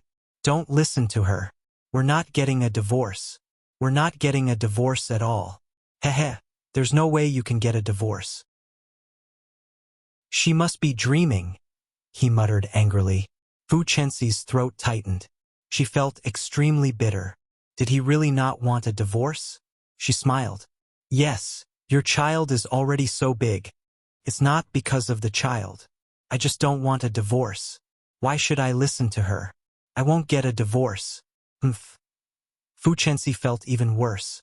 She looked at the red wine beside her and said, "All right, don't be angry. Beichen, I know. I thought it was true. How could she say something like that? So hurtful. She even scared me. All right, drink something. Don't be so angry." Liu Beichen took a big gulp. He was really angry and drank a lot of wine in one go. Fu Chenxi saw that he had drunk too much and went out to send him back. When she reached the door, she called Gu Jingyan. "Jingyan." Gu Jingyan sneered. "What else do you have to say?" Fu Chenxi said, "Nothing. It's just that Liu Beichen is at my place. He's drunk. Why don't you come and fetch him?" There was a long silence on the other end of the line. After a while, she said, "Since he got drunk with you, you should be responsible for the aftermath. I'm not his nanny who needs me to fetch him when he's drunk. You take care of this drunkard." With that, she hung up. Fu Chenxi paused and looked at Liu Beichen. She had done it on purpose. She didn't want Gu Jingyan and Liu Beichen to have a good life. Liu Beichen had been her boyfriend. It was that bitch, Gu Jingyan, who had stolen her boyfriend. Gu Jingyan put down the phone. The secretary was still hesitating. "President Gu, did that bitch call?" Because she had helped Gu Jingyan settle some matters, She knew a little about what had happened between the two of them. Gu Jingyan nodded silently. The secretary said, "Madam, don't believe that bitch. She must have done it on purpose." Gu Jingyan took a deep breath. "Yes, she did it on purpose. But you have to remember who gave her this chance." The secretary was stunned. Gu Jingyan said, "If Liu Beichen hadn't seen her, he wouldn't have given her the chance to show off in front of me." The secretary was completely convinced. President Gu was right. Gu Jingyan continued to write. After a while, one of the pens broke. The next day, when Liu Beichen woke up, he was already at home. And on the other side, it was Fu Chenxi. He was stunned. He quickly looked down at himself. Seeing that his clothes were intact and that Fu Chenxi was still wearing the clothes from yesterday, he heaved a sigh of relief. Luckily, nothing had happened. He looked at Fu Chenxi. "Why are you here?" Fu Chenxi said, "Beichun, you were drunk, so I had to take care of you. Don't worry, nothing happened. You went to sleep the moment you came back." Of course, nothing could have happened. He got up, ran his fingers through his hair and walked out. However, just as he reached the door, he saw Gu Jingyan walking in with her handbag. Chapter 1479. Liu Beichen froze. At the side, Fu Chenxi was instantly stunned. Gu Jingyan snorted. "Sorry for disturbing you. I just came back to pick something up." Liu Beichen walked over. "Jingyan, what are you doing?" Gu Jingyan pushed Liu Beichen away. "Let go of me. You didn't misunderstand, right? I'm just drunk." "That's right. Everything that happens when you're drunk, right? You look so familiar." "Oh, we did it back then too." Gu Jingyan smiled. Fu Chenxi hastily said, "Don't misunderstand, Jingyan. Nothing really happened between us." "Really?" Gu Jingyan looked at Fu Chenxi and did not say anything. She just walked into her room. This room was also Liu Beichen's. Since they were husband and wife, it was natural for them to share a room. She turned around and smiled sweetly. "What do you think, Chenxi? My room isn't bad, right?" Fu Chenxi blushed. Liu Beichen was about to go crazy. "Gu Jingyan, what are you doing? I told you, I have no reason to lie to you. Don't you know me? I can't even get hard when I'm drunk. So how could I do anything?" That's right. How could she not know him? The two of them had been together for so many years. They probably understood each other better than they understood themselves. Fu Chenxi obviously did not feel good hearing these words. Gu Jingyan turned around. "Can you leave first, Chenxi?" "Can't, Jingyan. Listen to me." Gu Jingyan interrupted her. "This is still my home. Can you stand here and talk to Liu Beichen later?" Fu Chenxi froze. Gu Jingyan continued, "At least wait for us to sign the divorce papers before you wait for Tang Tang to enter the room. All right?" Fu Chenxi blushed and ran out. Liu Beichen wasn't in the mood to chase after her. He merely looked at Gu Jingyan. "Believe me, I really—" Gu Jingyan directly said, "Sign it." "You—" Gu Jingyan looked at him. "How about you, Liu Beichen? We're husband and wife and we've known each other for so many years. Think about it. Can you bear to do this? Can you bear to see me hurt like this and not let me go? I want a divorce. I just want a divorce. Sign it, all right?" There was a pause. Looking at Gu Jingyan's expression, Liu Beichen felt as if a piece of his heart had been gouged out. "Gu Jingyan." Liu Beichen closed his eyes. He suddenly felt that he owed her, so he should return what he owed her. "Fine, if I sign it, it will make you happy and no longer sad. Then I'll sign it." He picked up the pen. This time, without giving himself a chance to hesitate or think, he directly signed his name. The moment she saw his name, Gu Jingyan felt relieved. Smiling, she looked at him. Her lips curled up into a beautiful smile. "Thank you." She picked up the agreement and walked out without looking back. Liu Beichen, on the other hand, seemed to have lost all his strength as he sat on the ground. He had a splitting headache. Gu Jingyan went out. Seeing that she came out with the agreement she had been thinking about, the secretary couldn't help feeling distressed. "President Gu, actually, you should know that they really—" Gu Jingyan nodded. "Yeah, nothing happened. I know. But if we don't take this opportunity to get him to sign, we won't get another chance in the future. The secretary looked at her. She felt that President Gu was so smart, but this damned President Liu didn't love her. Instead, he loved a woman who was nothing. What was wrong with President Liu's brain? The secretary said fiercely, President Gu, after the divorce, you will definitely be very popular. The line of men who want to woo you will be so long. Gu Jingyan laughed and patted the secretary's head. Stop teasing me. Let's go. To where? Since we are divorced, of course, to relax. Gu Jingyan looked very relaxed. But Liu Beichen at the bar at night. Liu Beichen's head was dizzy from all the alcohol. Old Su said, Are you serious? Are you really divorced? Yeah. Are you lying to me? Are you really divorced? Yeah. All right, Liu Beichen. I really can't help you with this. I'm on Jingyan's side. Old Su stood up and scolded Liu Beichen. What's wrong with her? Why do you hate her so much? Look at how you've treated her all these years. Liu Beichen raised his head. I didn't do anything. I didn't even lay a finger on Fu Chenxi. Not this time. Old Su said, I mean, in the past, you secretly gave Fu Chenxi money to spend, helped her buy a house, and helped her find a job. All of these are even more abominable than this time's drinking. You know, to Jing Yan, what you've done is a death from 1,000 cuts, and she can't say anything about it. Do you know what people outside say? They say that you have a mistress outside. Liu Beichen lowered his head. I just feel that I can't watch Fu Chenxi starve to death in front of me. So you just watch the outsiders mock Jing Yan and make her into a rich and powerful woman? You just watched as she was sad and upset, and you didn't care at all? You only care about Fu Chenxi.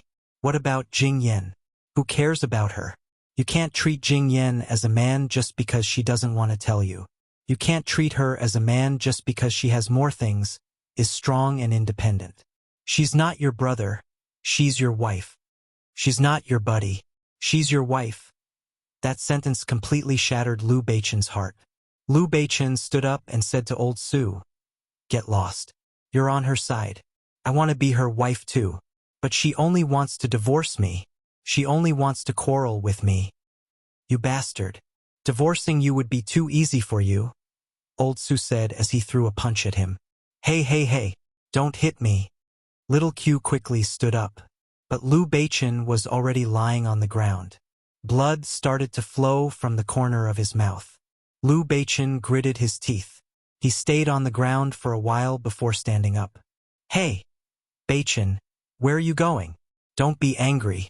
We've been friends for so many years. Little Q was helpless. He wanted to say something, but Liu Beichen said, I'm going to look for Gu Jingyan. Little Q said, Huh. Old Su stopped Little Q and said, Let him go. Humph. Gu Jingyan won't care about him. She has so many suitors. Which one of them is weaker than Liu Beichen? He thinks he's so popular. He purposely said this for Liu Beichen to hear. Liu Beichen ignored him and ran out. Where was Gu Jingyan? Gu Jingyan was still in the office, but she had already applied for leave. She wanted to go out and have fun for a while. Gu Jingyan and Liu Beichen were both workaholics. No matter where they were, they would think about work first. They hadn't had much rest in the past few years. At that moment, Gu Jingyan was really tired. She packed her things and was about to leave. Outside, President Liu is here. He's coming. I think he's crazy. What do you think?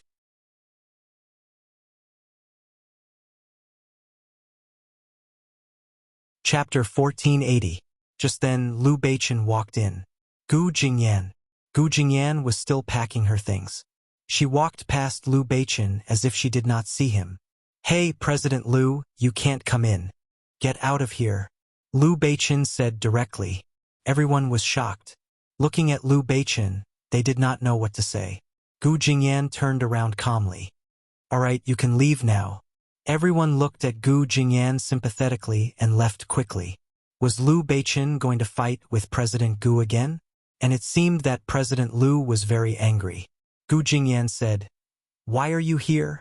To send me off? No need, I can walk myself. Liu Beichen looked at Gu Jingyan's expressionless face. Sometimes, he really wanted to tear off her mask and see what she was really thinking. But this woman was too stubborn, so stubborn that he could not do anything about it. He walked over step by step, but Gu Jingyan did not even look at him. "Gu Jingyan, what do you want?" he said in a weaker voice. He was completely different from the arrogant man he used to be. Gu Jingyan turned around and nodded. She looked at him, a little surprised. But she was not too surprised. "What do I want?" she said calmly. "I just want to go on a holiday. I haven't had a break all these years. I've been working hard for the company. Can't I give myself a break now?" "No." Liu Beichen approached her. "I regret it. I won't sign the divorce."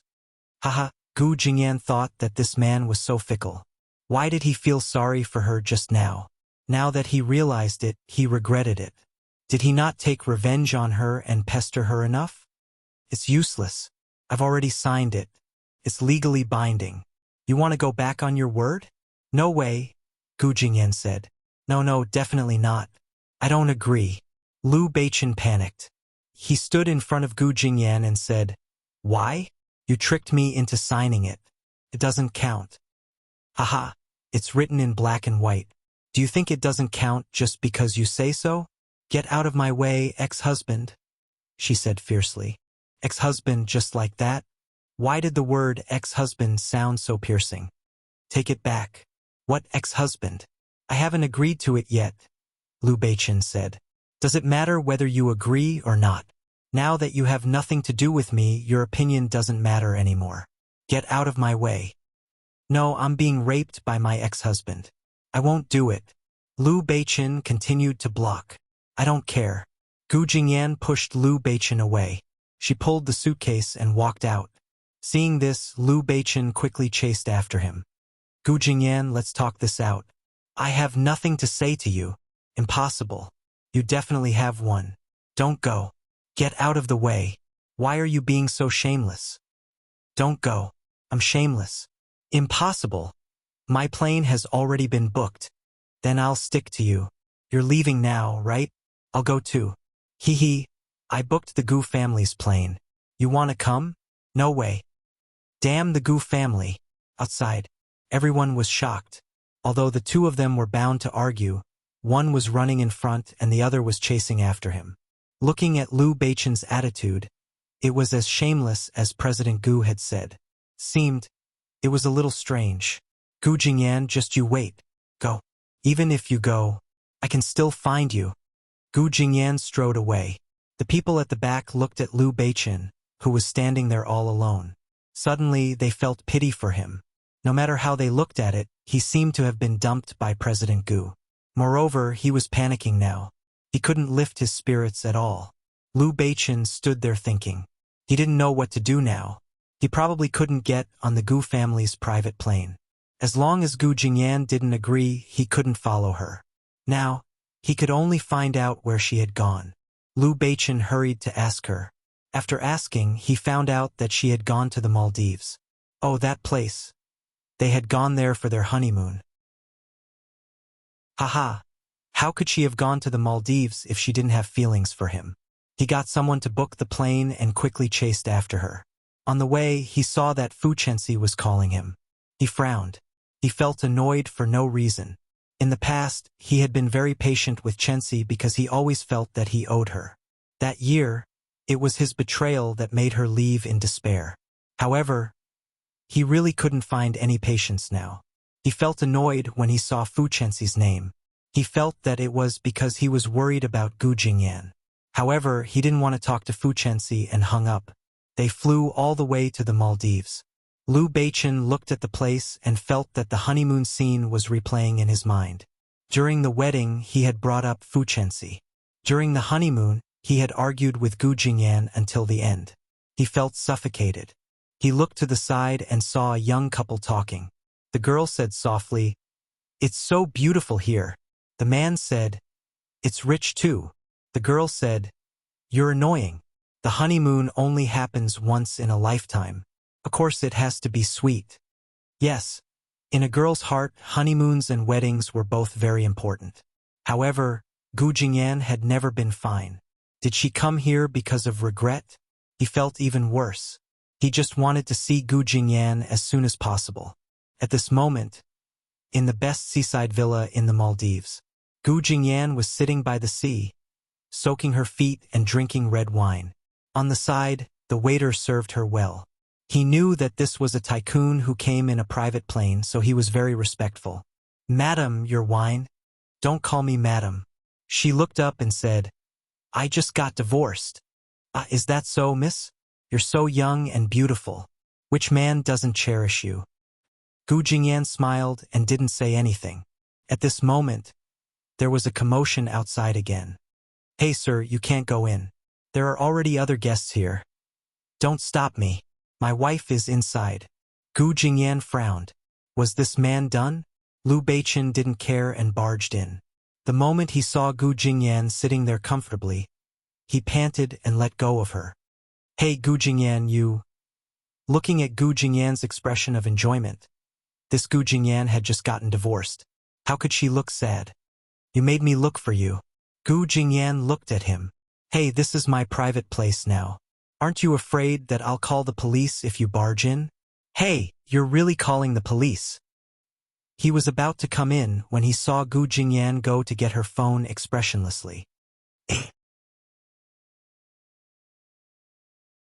Chapter 1481. Okay. I'll go out. Okay?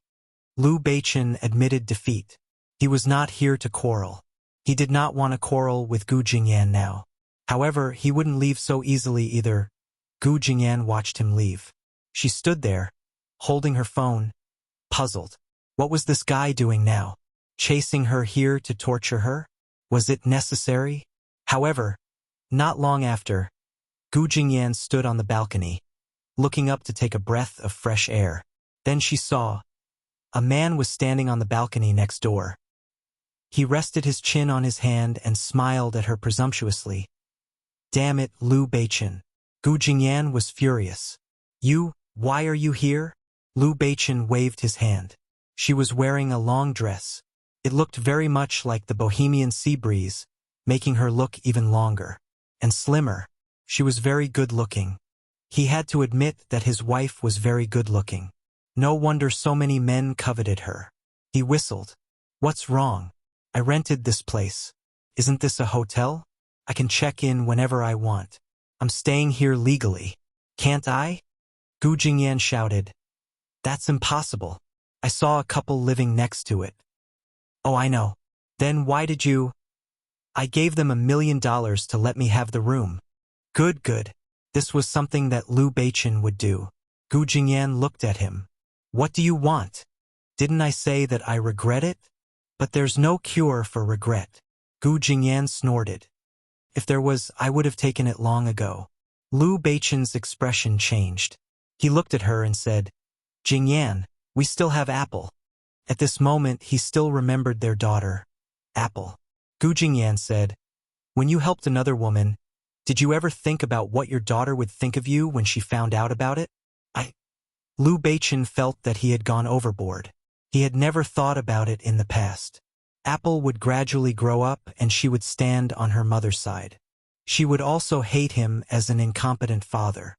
"I was wrong," Liu Beichen said in a low voice.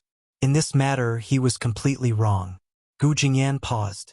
For the first time in her life, she would hear Liu Beichen say that he was wrong. Was she dreaming? Unfortunately, it was too late. It was too late.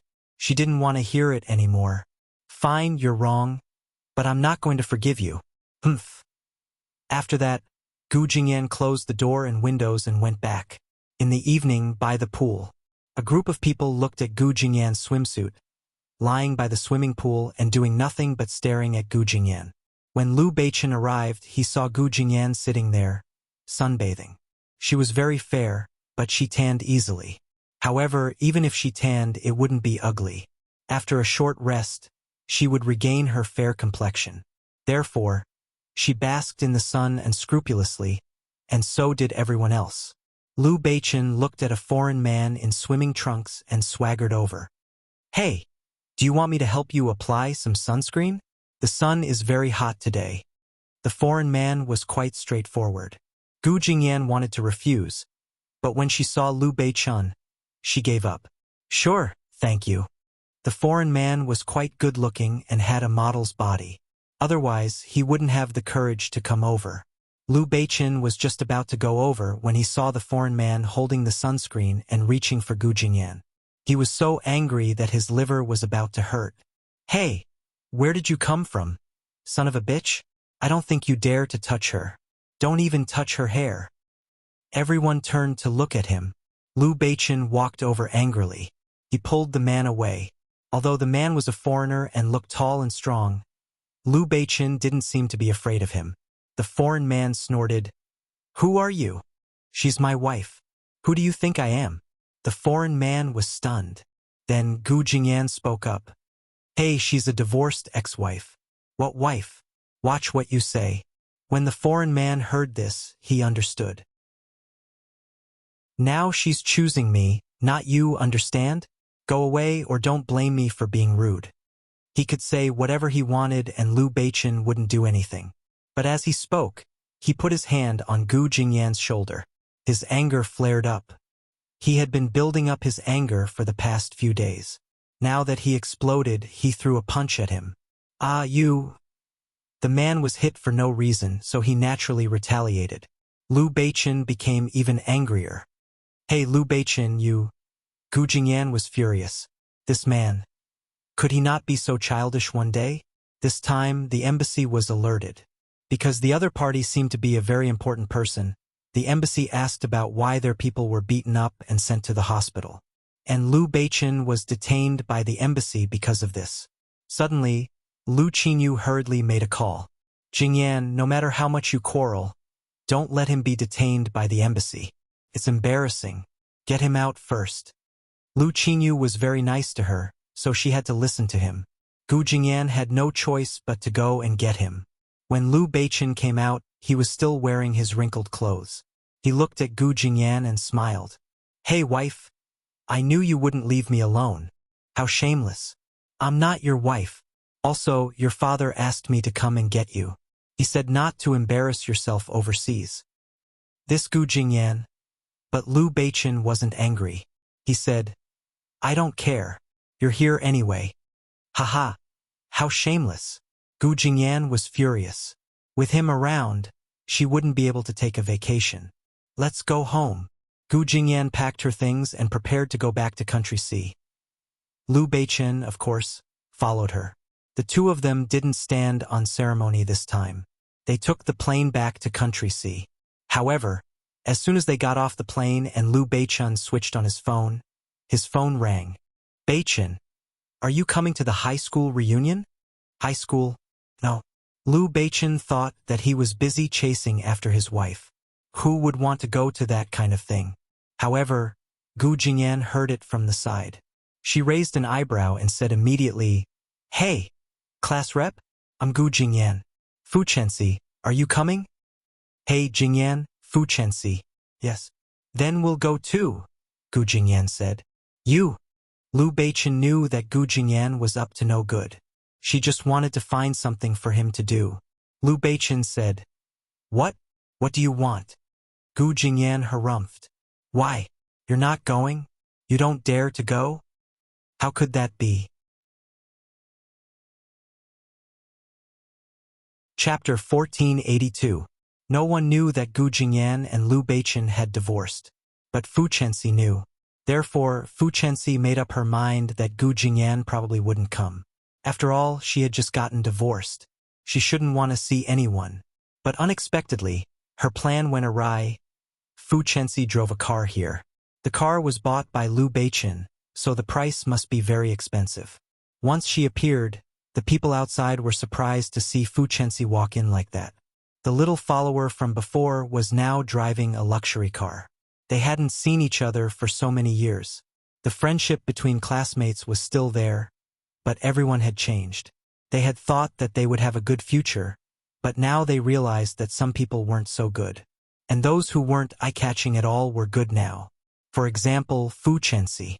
The moment she arrived, she was questioned by everyone. They asked her what she was doing and how she could earn money. She said that she wasn't doing much, but everyone thought that she had married a good man after losing Lu Beichen. At this time, outside, someone said that Gu Jingyan was here. Fu Chenxi didn't expect it. When Gu Jingyan walked in, there was a group of people behind her who knew her. They were greeting her respectfully. It was obvious that she was different from the other students. At first, no one knew that Gu Jingyan was the fourth daughter of the Gu family. Later, when she and Lu Beichen went public, everyone knew that they had such an amazing classmate. Now, when they saw Gu Jingyan walking with bodyguards, they were amazed all the way. This is the first time I've seen the power of the Gu family.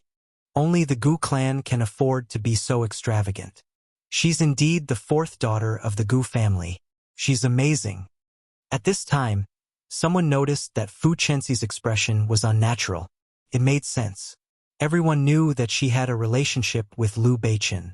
Now that she was the fourth daughter of the Gu family, she must be very angry that she was being suppressed. But there was nothing she could do. Everyone looked at Fu Chenxi sympathetically. They felt that she was very unlucky to have such a love rival, the fourth daughter of the Gu family. How could Fu Chenxi not feel these gazes? She felt like her heart was being pierced by thousands of arrows. It was very uncomfortable. What made her feel even worse was yet to come. After Gu Jingyan came in, she immediately searched for Fu Chenxi. Chenxi, hey, you're here too. Everyone turned around to look at Fu Chenxi, looking like they were watching a good show. Fu Chenxi clenched her fists and replied, Jingyan, I didn't expect you to come. Oh, since you're here, how could I not come? Fu Chenxi's heart thumped. I'm not the only one here, Gu Jingyan said. Lu Beichen, who had just parked the car, walked in. Gu Jingyan, wait for me, Lu Beichen said as he walked in. When he saw the two women standing opposite each other, he stopped. All of a sudden, everyone began to watch a good show. In their hearts, they all thought, today it's so lively, so exciting. Fu Chenxi's heart suddenly twisted together. He looked at Lu Beichen and said, Beichen, why are you here? Seeing that Gu Jingyan was around, Lu Beichen could not be bothered to speak to Fu Chenxi. I'm here for the class reunion. That's right. Since you're here, of course he'll come, Gu Jingyan said. There was a hidden meaning in her words. Everyone couldn't help but cough dryly. The smell of gunpowder was too strong. Lu Beichen immediately said, Hey, don't talk nonsense. I obviously came with you. Fu Chenxi was stunned. She looked at Lu Beichen sadly. What did he mean? Gu Jingyan frowned. Really? I didn't say that you had to come. I gave you the right to choose. You were the one who insisted on coming. At this moment, she actually said that he insisted on coming. All right, he was a coward. He wouldn't say anything. Yes. But since you're here, I definitely have to come. I have to protect you. Lu Beichen glanced at Fu Chenxi and pulled Gu Jingyan into the room. Fu Chenxi was surprised. What was wrong with Lu Beichen? Why was he ignoring her? She turned to Lu Beichen in disbelief. Beichen, are you all right? What did she mean by all right? Lu Beichen looked at Fu Chenxi. He felt that it was wrong of her to say such a thing at this moment. He looked at Fu Chenxi and said sternly, We're fine. Gu Jingyan looked at Lu Beichen and pushed him away. Go away, stay away from me. Isn't it hot? That won't do. I'm your husband. I have to stay close to you. Everyone looked at them and couldn't help but have goosebumps. Hey, you two are here to show off your love, aren't you? That's right. You two are here to show off your love. Have you been married for a long time? Why are you still so lovey-dovey? Lu Beichen, you're Lu Beichen. Why are you acting like a slave to your wife? Lu Beichen's face darkened. What slave to his wife? However, when he saw Gu Jingyan sitting there, he was still terrified. So be it, wife-slave. What do you know? You're just jealous. Lu Beichen harumphed, silently agreeing to the term wife-slave. Everyone felt even more jealous. Gu Jingyan looked at him in surprise. Why was he so submissive today? But she wasn't going to let him off so easily. Suddenly, she laughed and said, Speaking of which, we haven't seen each other for so many years. Don't make fun of us the moment we meet. Oh yes, speaking of which, Liu Beichen, you and Chensi used to have a relationship. Liu Beichen knew it. His face darkened, but he immediately clarified, "Hey, that's all in the past. I was young back then, that's why I did it." Fu Chensi felt as if she had been shot by an arrow. It wasn't hard for everyone to see that Liu Beichen was cowering and trying his best to please Gu Jingyan. Even the great Liu Beichen was trying to please Gu Jingyan. But it made sense. After all, Gu Jingyan was the daughter of the Gu family. Speaking of which, if anyone else married Liu Beichen, they wouldn't be able to control him. But Gu Jingyan was different. Their families were well-matched. It was impossible for Liu Beichen to do anything outside of the family. Gu Jingyan could let him die in 10,000 ways. Even if he didn't die, he would at least lose a layer of skin. Gu Jingyan looked at Liu Beichen innocently. "Hey, Chensi is still here. How can you say that? If you didn't like Chensi back then, you wouldn't have had a relationship with her." "I really didn't. At that time, I didn't even know what it meant to be in a relationship." Gu Jingyan said. "Oh." Liu Beichen said, "Even if Chensi was here, I would still dare to say that, because it's the truth. I have to be honest with her no matter what. I can't lie." Fu Chensi looked at Gu Jingyan and Liu Beichen in surprise. What was wrong with Liu Beichen? No, he must have something on him that Gu Jingyan could use against him. "I'm so tired today. That's all I have to write. I'll work harder tomorrow, after Gu Jingyan and Liu Beichen's story. I'll start writing about Black Eagle and Firen's follow-up. I'll also start writing about Gu Jingze and Lin Che's follow-up." Chapter 1483. Liu Beichen looked at Gu Jingyan with a smile. He knew that Gu Jingyan was here to set him up. But the result was, he had no choice but to let her set him up. After all, he was the one who was humbling himself right now. In other words, now that they were divorced, Gu Jingyan was no longer his wife. If she really wanted to leave, then she would leave. And he didn't want to see Gu Jingyan leave. Whether it was out of habit or out of love, he couldn't tell anymore. Anyway, when he thought of Gu Jingyan leaving him, his heart felt empty. He wouldn't allow her to leave. And it was true that he felt uncomfortable when he saw Fu Chensi. Not because of anything else, but the way she looked at him made him feel uncomfortable. Gu Jingyan was right. He was already a married man. How could she still look like she wanted to be with him? He couldn't control his feelings. But he couldn't be so obvious in front of Gu Jingyan. If it was too obvious, it would seem utilitarian. He looked at Fu Chensi with a frown. He really couldn't have any contact with her. Besides, he had helped her a lot over the years. Gu Jingyan raised her hand, wanting to eat some fruit. Liu Beichen hurried over to them. "Don't move, let me do it. The grapes are so juicy. What if your hand gets wet?" Ouch. The people below had already vomited. Of course, most of them looked at Gu Jingyan with envy. Liu Beichen was so good to her. He even peeled the fruits for her. Gu Jingyan looked at him speechlessly. "You're exaggerating." "Of course. If I say there is, then there is. Don't move," Liu Beichen said domineeringly. He took the plate of grapes and started peeling them for her. This man, he was really getting more and more childish. However, Gu Jingyan glanced in Fu Chensi's direction and sneered. Liu Beichen could do whatever he wanted. After that, Liu Beichen didn't do anything else. His eyes were fixed on Gu Jingyan. Whenever he saw Gu Jingyan doing something, he would do it for her. Everyone was surprised. It was Liu Beichen. He was the little tyrant of the capital. He used to be the eldest son of the Liu family. Now he was the successor of the Liu family and the CEO of Liu Corporation. However, Gu Jingyan was not bad either. After the class reunion ended, everyone was still amazed. Liu Beichen has really changed. He's so considerate to women now. I'm so envious of Gu Jingyan. She has such a good husband. Yeah, not like the one in my family. She has no money and doesn't do anything for me. Don't even talk about peeling grapes for me.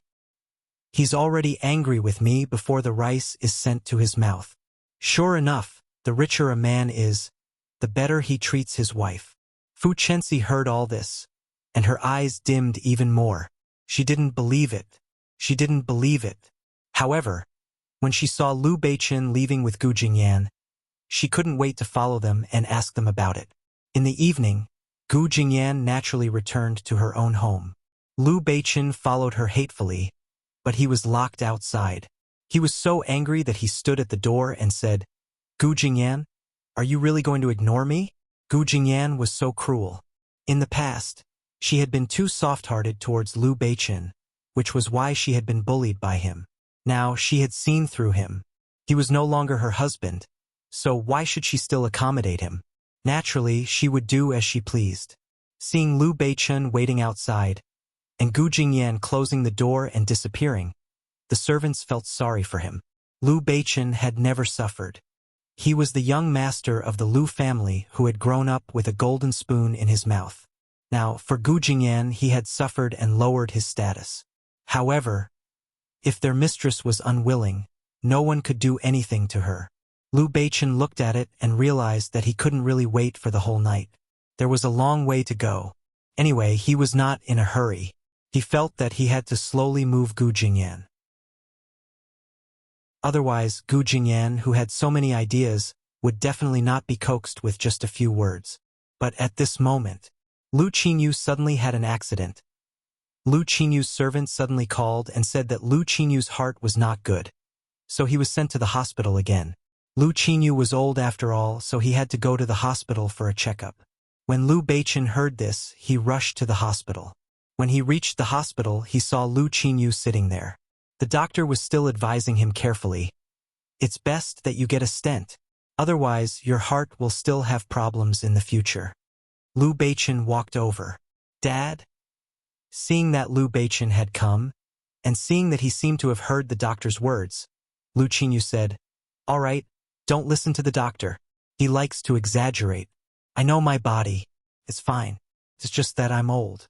Why can't my bodily functions function?" Sigh. Lu Beichen sighed and walked over.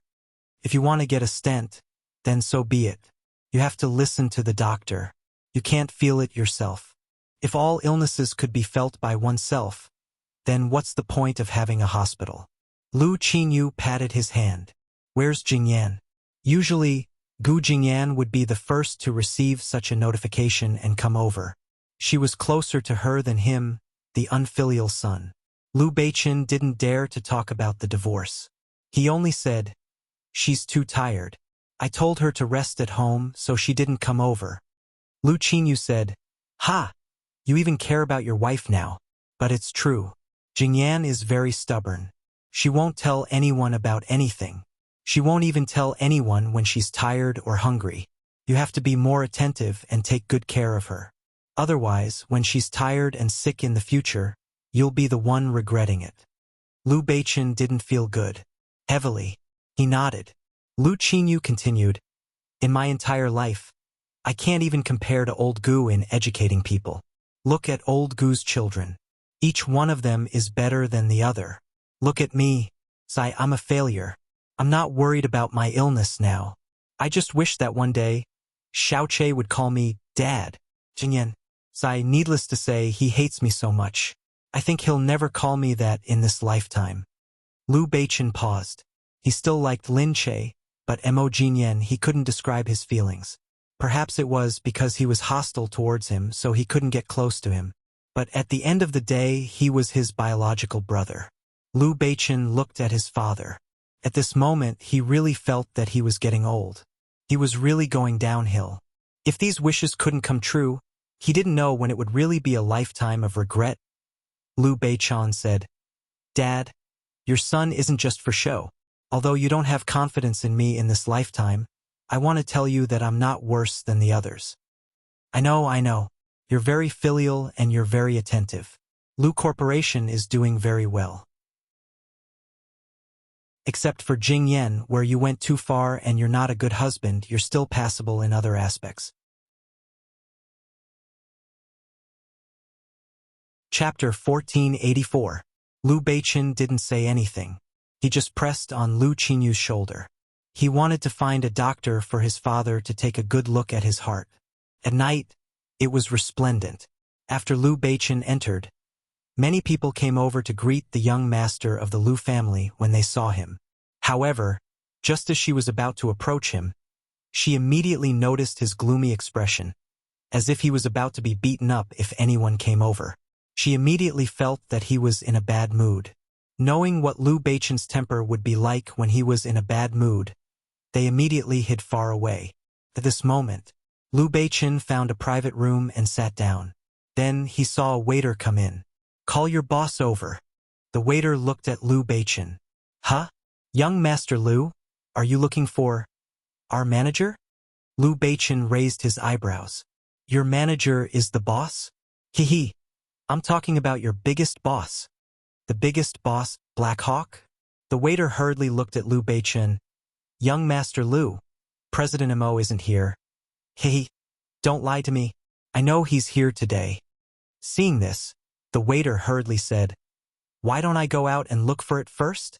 I'll get back to you later." The waiter was leaving. However, Liu Beichen immediately grabbed the back of the collar. "You want to run, don't you?" The waiter was horrified. It wasn't because he was a coward, but because Black Eagle had instructed everyone to inform them that he wasn't around when the Liu family arrived. The two families had a grudge against each other, which was why they didn't want to meet Liu Beichen. However, Liu Beichen was not a pushover. If he was really angered, he would not have a good ending. Therefore, he subconsciously prepared to leave. However, how could he just leave like that? Now that he was being carried, he could only beg for mercy. "Young Master Liu, please spare me. I really didn't know. I'm just a nobody. Please don't make things difficult for me. I know you're just a nobody. Tell me where he is, and I'll go look for him myself. Otherwise, I don't care who you are." "You? What? Are you afraid that he won't let you live? But think about it, whose hands are you in right now? Are you going to wait for him to deal with you? Or are you going to die in my hands?" This was really... He was so anxious that he was about to go crazy. At this moment, "All right, the great young Master Liu is here. My apologies for not going out to welcome you." Black Hawk walked in with the waiter. The waiter felt as though he had been pardoned. The waiter immediately turned. The waiter immediately, "All right, go down. Don't embarrass yourself here." Black Hawk looked at the attendant with his black eyes. The waiter was scared out of his wits and left first. Liu Beichen snorted and patted his hand before looking at Black Hawk. "There's no need to welcome me from afar. It's good enough that you're willing to see me. Liu B.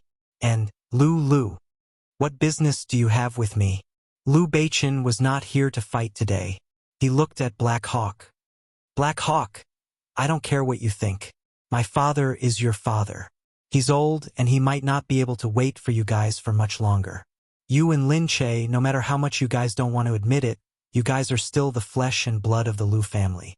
Under the cover of the darkness, Mo Jinyan's eyes revealed a sinister look.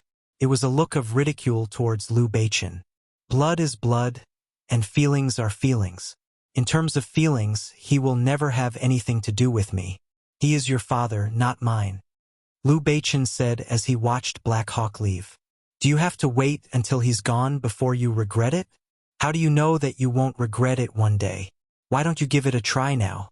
Feelings need to be nurtured. If you don't see him, how do you know that you have no feelings for him?" "What a joke," Black Hawk said. "He has never had any impression of me since he was young. It doesn't matter if I'm around or not. How can he have feelings for me?" Liu Beichen shook his head.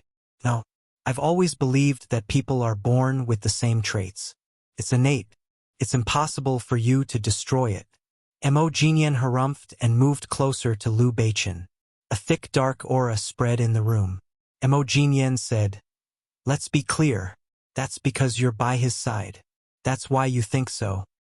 Liu Beichen shook his head again. "Let's not talk about him. Let's talk about your daughter. When you look at your daughter, don't you believe in the innate nature of blood? If you don't, why do you love her when you've never seen her and you don't know of her existence?" Mo Jinyan's smile froze on his face. He looked at Liu Beichen. After a while, he spat out a word.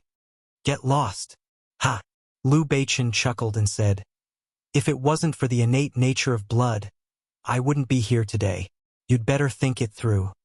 Everyone was still looking at the two of them as they walked out. Lu Beichen walked all the way out. When he was outside, he leaned against the wall and smoked a cigarette. Naturally, he wasn't in a good mood. He wondered what Gu Jingyan would do at a time like this. She would be strong and tell herself that everything would pass. A life with troubles was a life. If there were no troubles, there would be nothing left until the day she died. So life was about dealing with one trouble after another. Now, he was only dealing with one of them. Unexpectedly, he saw Fu Chenxi at the doorstep of his house. Beichen. Seeing Lu Beichen's tired expression, she hurried over and asked with concern, "Beichen, what's wrong?" Lu Beichen frowned. "Chenxi, you seem to be very free every day." Fu Chenxi said, I have a lot of free time at work." "Really?" "Yes." "Then why don't you find a part-time job instead of saying that your life is so miserable and you have so much free time at work?" Fu Chenxi was just joking. After everyone knew that she knew Lu Beichen, they treated her even better. They wouldn't care what she did. That was why she had so much free time. Fu Chenxi said, I want to, but I'm stupid." "Being stupid is not an excuse. If you don't know how to do it, then go and learn." Lu Beichen was really disgusted. For a moment, he felt that she really didn't know how to do anything. Moreover, she had never thought of working hard. She only knew how to say that she was stupid, silly, and naive. It was just like her studies in the past. She never worked hard and always said that she couldn't do it. She was too reliant on others. Lu Beichen then realized that she really didn't seem to have done anything. She didn't care about her work at all. He really wanted her to live a good life, but it wasn't this kind of good life. It wasn't that she didn't want him to help her for the rest of her life. He said in annoyance, "All right, if you have the time to care about me, you might as well care about yourself. You don't have to care about me. I'm living a better life than you." Chapter 1485. Fu Chenxi wanted to say something, but Lu Beichen was not going to give her a chance. "All right, Chenxi, you know that I'm very busy and I don't have time for every moment. Since you're so free, you can find something to do. I'm leaving." "Hey, Beichen." "Beichen?" Lu Beichen left without looking back. Fu Chenxi was very depressed. But unexpectedly, at that moment, behind them, a car door opened. Just now, the luxury car had been parked there, but no one had cared about it. Because there were too many luxury cars parked in the dark and they couldn't see who was there. Now that Lu Beichen had disappeared from the door, the person in the car got out leisurely. Fu Chenxi immediately saw that it was Gu Jingyan. Had she been watching them all this while? "Hey, Chenxi." Gu Jingyan clasped her two slender palms together. "How is it? Do you know how it feels to be ignored and hated?" Fu Chenxi's expression changed. You did it on purpose." Gu Jingyan smiled. "I did it on purpose. Why are you going to tell Lu Beichen?" "All right, you go and tell him. I want to see who he will believe in the end." Fu Chenxi thought of Lu Beichen's attitude towards her and her expression darkened. Gu Jingyan didn't seem to care. "Why don't you feel bad? Are you sad? Are you sad to be ignored by the man you love?" Gu Jingyan moved closer to her and her voice became even colder. "It's okay, you'll be even sadder later." She brushed past Fu Chenxi and said to her directly, "Whatever Lu Beichen gave you, I'll make him take it back one by one. You should also enjoy the feeling of having the things in your hands leave you one by one. All right? I won't disturb your sadness any longer. It's best to be alone when you're sad.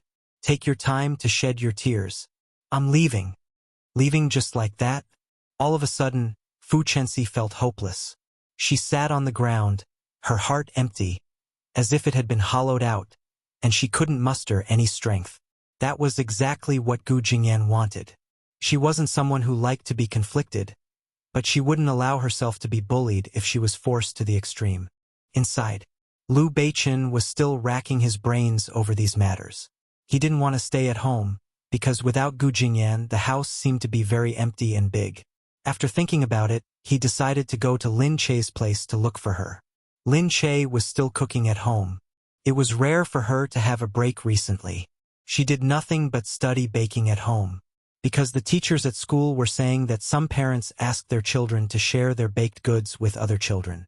Gu Xiuan said that she wanted her to do it too. Lin Che was dumbfounded. However, he could not bear to see Gu Yuan disappointed, so he could only study it at home. Liu Beichen came in immediately. Get out of the way, get out of the way. Why are you blocking my way? I'm here to look for Lin Che. Hearing the noise, Lin Che walked out without taking off his gloves. Liu Beichen? Why was he here? Liu Beichen was also here to lobby. Fortunately, Lin Che had a good impression of him, so he didn't chase him away like Blackhawk. He lay down on the sofa. Lin Che, I'm telling you, if you don't listen to me on this matter, I'm going to stay at your house and not leave. Lin Che looked at him strangely. What do you want? Liu Beichen looked at her. You know very well that your biological father is my father, but you don't want to acknowledge him. You're making him so sad. Lin Che was speechless. She looked at Liu Beichen. What are you doing? She walked over. Why are you talking about this all of a sudden? Liu Beichen said shamelessly. I don't care. He's your father and you have to acknowledge him. You have to respect reality. The reality is that he's your father. Lin Che felt that there was something wrong with Liu Beichen. He would never bring up such a problem all of a sudden. It's useless even if you act shamelessly. This isn't a game where you can acknowledge someone just because you say so. Sai Yu? At this moment, Gu Jingzi came back. Lin Che, Liu Beichen is here? Liu Beichen looked up. Gu Jingzi, you're back at the right time. You have a father-in-law, but you don't acknowledge him. Lin Che is young and doesn't know any better. You're already a grown man and you're still so insensible? Gu Jingzi didn't expect to encounter such a situation the moment he came home. Lin Che shrugged. He didn't know what was going on. Gu Jingzi thought for a moment and said to Liu Beichen, Let's go. I have something to tell you. The two of them went outside. Gu Jingzi asked, What's wrong with you? Liu Beichen said, What can I do? I just want Lin Che to acknowledge her family. She's already a grown man and everyone's misunderstanding has been cleared up. What's wrong with her? Gu Jingzi patted him on the shoulder. You have to know one thing. There's always a barrier in her heart that she can't get over. Moreover, this is a big deal, not a small matter. Give her some time. Liu Beichen looked outside. He wanted to give them time. But who would give Liu Qinyu time? Liu Beichen didn't say anything else. He looked at Gu Jingzi and said in a deep voice, Lin Che is still young. She still has a long life ahead of her. But my father is old. Gu Jingzi's eyes moved as he looked at Liu Beichen. Liu Beichen didn't say anything else. When Gu Jingzi returned, he saw Lin Che sitting there in a daze. Lin Che. Lin Che raised her head. Gu Jingzi had already slowly walked over. She found a spot on his body and nestled herself in it.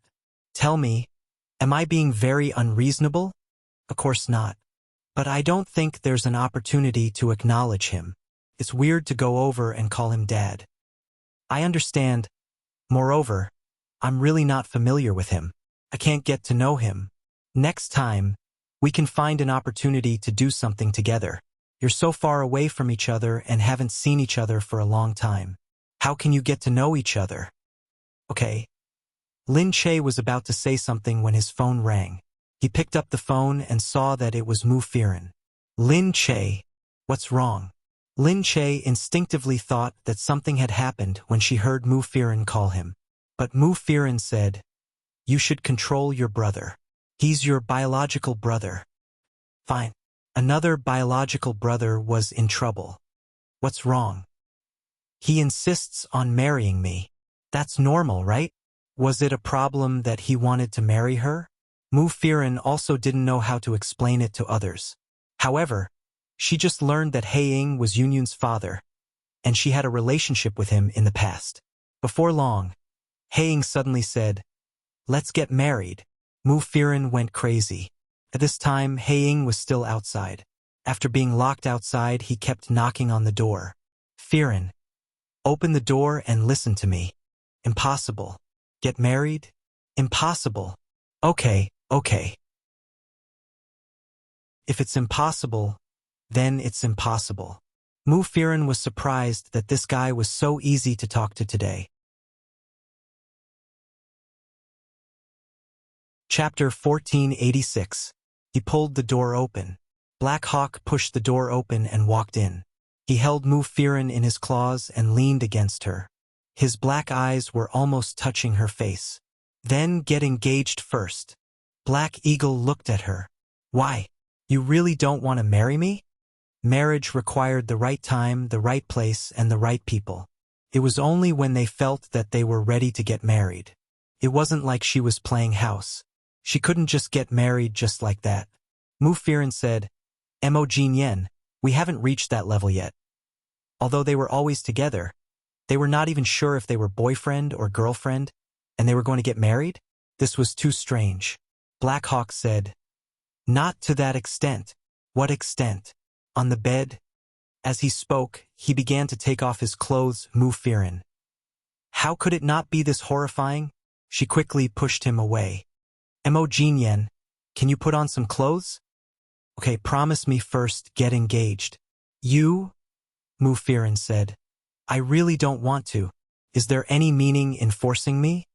It was pointless, but Black Hawk did not know what to do. In his mind, not all marriages were like this. After spending some time together, they could get married. He felt ready to get married. However, only he himself felt this way. Why? Why didn't she want to? Black Eagle couldn't figure it out. In fact, it wasn't just Black Hawk who couldn't figure it out. Many of Black Hawk's subordinates couldn't figure it out either. Thinking about their boss, who was handsome and awe-inspiring. In B City, there were many people fighting to marry him. Why did Mu Firen refuse to marry him no matter what? They definitely couldn't figure it out. That day, Black Hawk's entire face was tense. Everyone looked at their boss, and they were also at their wits' end. They had pursued women before, but they had never met a woman like Mu Firen. He had given her everything, but she still wanted to run. Boss, a good woman is afraid of a pestering man. Don't be discouraged. Sooner or later, sister-in-law will agree to marry you. Black Hawk raised his head slightly and nodded.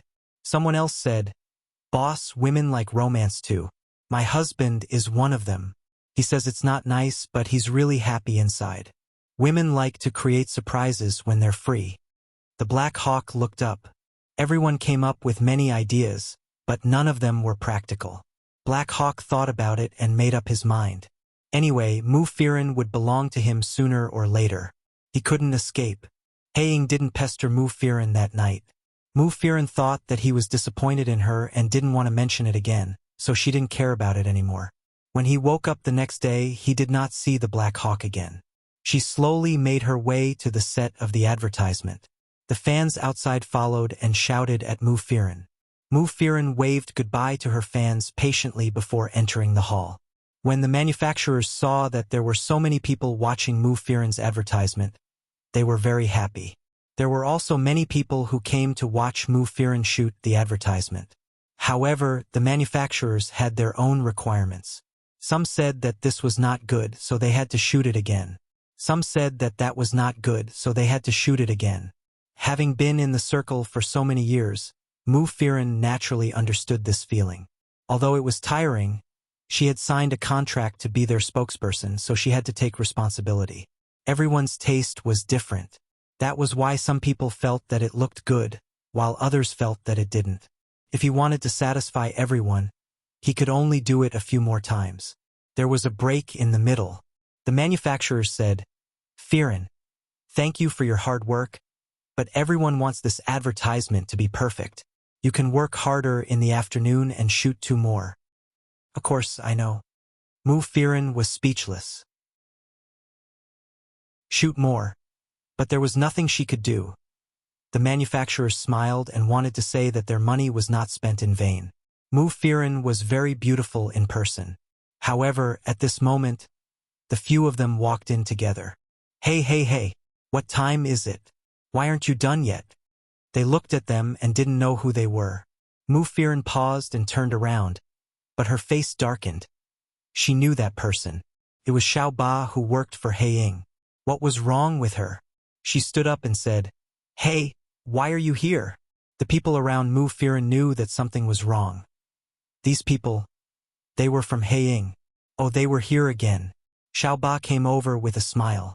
Sister-in-law? Boss asked us to pick you up. I'm shooting something. It's too tiring. Boss said that the advertisement can only be shot in the morning at most. Otherwise, your body will be exhausted. Hey, who are you? Why did you say that? The manufacturers were unhappy. They hadn't finished shooting yet. Xiao Ba said directly, if you think there's a problem, go to Majestic Clubhouse. What? Protest with our boss. Huh? Our boss, Mr. M.O. Protest with Heiying? Which manufacturer dared to do that? As they spoke, they began to pack up Mu Firen's belongings. Mu Firen's people were very self-aware. They knew that they couldn't persuade Heiying. They walked over and persuaded Mu Firen. Let's go, Sister Firen. This manufacturer is too much. The advertisements we shot in the morning were already very good. But he insisted on shooting them. Mr. M.O. is doing this for your own good. Let's go. She wanted to cry but had no tears, however. Mu Firen's people were really afraid of Heiying. Before Mu Firen said anything, they had already packed up. Mu Firen got into the nanny van. The driver in the van was not from her company. It was Xiao Ba. Mu Firen said, You? Xiao Ba chuckled. Our boss wants to take sister-in-law to a place. A moment later, the car stopped in front of a jewelry store. Mu Firen came down in surprise and saw the man sitting inside. He was looking at his mobile phone with his legs crossed. The luxurious French-style chair made him look like a gentleman. On the table next to him, there was a red wine with an enchanting color. Brother, sister-in-law is here. Hearing the voice, Heiying looked up and stood up when he saw Mu Firen. He said, Come on, Firen. Take a look and see which one you like. I've asked the people inside to leave so that it won't be inconvenient. Now there's no one else here. Take your time to choose. When the people in the store saw that it was Mu Firen who came, their eyes lit up. Previously, they were very angry because Heiying came and directly drove them away. They didn't know whether he would buy it or not. Now when they saw Mu Firen, they felt that Heiying was driving them away because Mu Firen was a public figure. Then, they saw Heiying directly took out a black card and said to the shop assistant, Take out the best jewelry in your store. When the shop assistant saw this, she was immediately delighted. The pain of driving them away was instantly cured. This was what it looked like when they met a big customer. Mu Firen said, What are you doing? Why would I buy jewelry for no reason? I'm happy to buy jewelry for you. Heiying said, You choose. I'll buy whatever you like. But I don't need jewelry. Do you think you have too many jewelry? If you don't want it, you can give it to Yun Yun as a dowry. The shop assistant was extremely envious. Where else could she find such a rich man?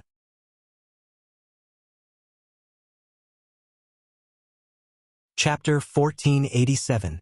The shop assistant smiled and said, Usually, we only see people complaining that this item is too expensive and that item can't be bought. This gentleman is so generous. He must like Miss Mu very much. Mu Firen blushed and raised her head to look at the man. What like? This man was habitually domineering. She said, Can I really not have it? I don't think I want anything. Sure enough, as soon as he finished speaking, Black Hawk's face darkened. The shop assistant was afraid that she really wouldn't buy it, so she quickly recommended a few. Sir, these are all very good. The quality is good, and it especially matches Miss Mu's skin color. Look, Miss Mu's skin is so well maintained. This kind of emerald suits Miss Mu the best. Black Hawk was overjoyed when he heard the shop assistant praising Mu Firen. All right, wrap these up. Sigh. Mu Firen looked at him speechlessly. Now, he didn't even ask for her opinion and directly bought it. Mu Firen wondered if she could refuse. When he came out of the jewelry store, the people behind him were already holding big and small bags in their hands. Mu Firen wore one on her hand and one on her neck. These two looked fresh and not so tacky. She didn't want to wear them, but Black Hawk insisted on putting them on her. She had no choice but to wear them. She looked up and saw that Black Hawk had other places to go. She couldn't help but ask, "Where are we going now?" The Black Hawk said, "Let's go eat." As he spoke, he opened the door and allowed Mufirin to enter. Mufirin could only walk in. Then he brought her to a high-class restaurant. Mufirin said speechlessly, "Why did you come here?" "Yes, I booked the entire restaurant for you. It's just the two of us, so no one will disturb you." "He booked it again," Mufirin said. "Don't make it so exaggerated." Black Hawk looked at her. "You're too popular. Wherever you go, people will surround you. I don't want you to have no time to yourself, so I brought you here. There's only the two of us here. You can eat whatever you want." Mufirin was touched for a moment. However, looking at Black Eagle's face, no matter how he looked at it, he felt impossible. He simply wanted to do this. How could she not know who Black Eagle was? Forget it. Forget it. No matter what, she had already booked it. She couldn't do anything about it. He went inside. The decorations here were very romantic. The violin was played, and exquisite cutlery was placed on the table. There was also an exquisite bow on the menu, which seemed to have been specially prepared. However, to Black Hawk, this was naturally just an order. She didn't care about these things. These were all his kind intentions. At this moment, the waiter came over and said, "Sir, Miss, what dishes would you like?" Before Mufirin could speak, Black Eagle raised his head and said, "I'll take the best in your shop." "All right." This was very Black Hawk. As the two of them ate, Black Hawk looked at her. "Look, don't we feel good like this?" It's very good." "So what's the difference between this and marriage?" "I knew it. Yen. Didn't I say that this is too fast?" "Too fast?" Black Eagle looked at her indifferently and raised his eyebrows. Did she think it was too fast? But they had known each other for a long time. However, there didn't seem to be any progress. Every time, they did their own things and didn't care about each other. Felt very comfortable, so they didn't make any changes. Black Eagle thought of something and said to her, "Come, let's drink some wine first." Mufirin raised her glass and clinked glasses with him. Not long after, she seemed to be a little dizzy. Black Eagle quickly came over to help her. "Are you a little drunk? Let's go back." Mufirin didn't mind touching him. Being supported by him, she felt very safe. The two of them left the restaurant. Black Eagle said to the driver, "Let's go home now." However, just as he was about to say something, Mufirin's phone rang. It was from her manager. "Firin, come and save the show." Mufirin said, "What's the matter? Speak slowly." On this set, the female lead suddenly quit. "This is our own TV series, so President Lin asked me to ask if any of our artists are free to come over and audition. Otherwise, the window will be empty soon, and we'll be wasting millions of dollars a day." This kind of emergency happened from time to time, because people were the most unpredictable. Who knew what would happen next, and they would suddenly not want to act. Mufirin thought for a while and said, "Okay, then I'll go and have a try. I haven't read the script yet. Can I?" "You're the diva. We believe in your ability." Mufirin said so. Black Eagle's face darkened. She didn't ask for his opinion and immediately agreed. Then, his romantic plan tonight, he looked at Mufirin. "Are you going?" Mufirin nodded. "Of course. What else?" "You're drunk now. How can you go?" "I'll just go and audition first. Drinking won't affect me. Besides, it's an emergency, so they won't mind." Black Eagle was not happy. "That won't do. You should rest today. It's so late." "I have to go to an emergency. Besides, it's your sister Lin Che's TV series." Hearing Lin Che, he hesitated for a while. But Lin Che should think of him, the big brother. Mufirin said, "Okay, I'm leaving. You stay here." Hey. Black Eagle was speechless, but he saw that Mufirin had asked the driver to stop the car. He could not say anything, so he could only frown and say to the driver impatiently, "Don't stop. Where is she going? Let's send her there." After all, the women in their family were all workaholics. If he did not let her go, they might say that he was interfering with their work. Mu Firen smiled and rushed to the set. On the other side, Liu Beichen was still worried about how to make Black Eagle go back and acknowledge him as his father. At this time, Liu Beichen received news that Gu Jingyan was in trouble. Gu Jingyan was dividing the property of the two people. In fact, they had agreed on a lot of property before they got married, but no one cared about the things after they got married. When Gu Jingyan was dividing the property, she found that the piece of land that Liu Beichen gave Chenxi was bought after they got married. That was to say, she had a share of the land after they got married. It was impossible to use her money to buy things for Chenxi. She would definitely get it back. So she sent a complaint to Liu Beichen's lawyer. Liu Beichen's lawyer received the court summons and was a little confused. Everyone heaved a sigh of relief when they saw that the couple had stopped fighting. Who would have thought that they would go straight to court after they stopped fighting? Liu Beichen was surprised to receive the summons. He looked at the address. It was Fu Chenxi's. He hurriedly called Gu Jingyan. Gu Jingyan quickly picked up the phone.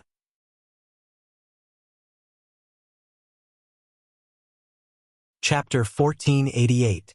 Gu Jingyan said, "It seems that Mr. Liu has received a summons from the court. Since that's the case, let's talk about it when you have time."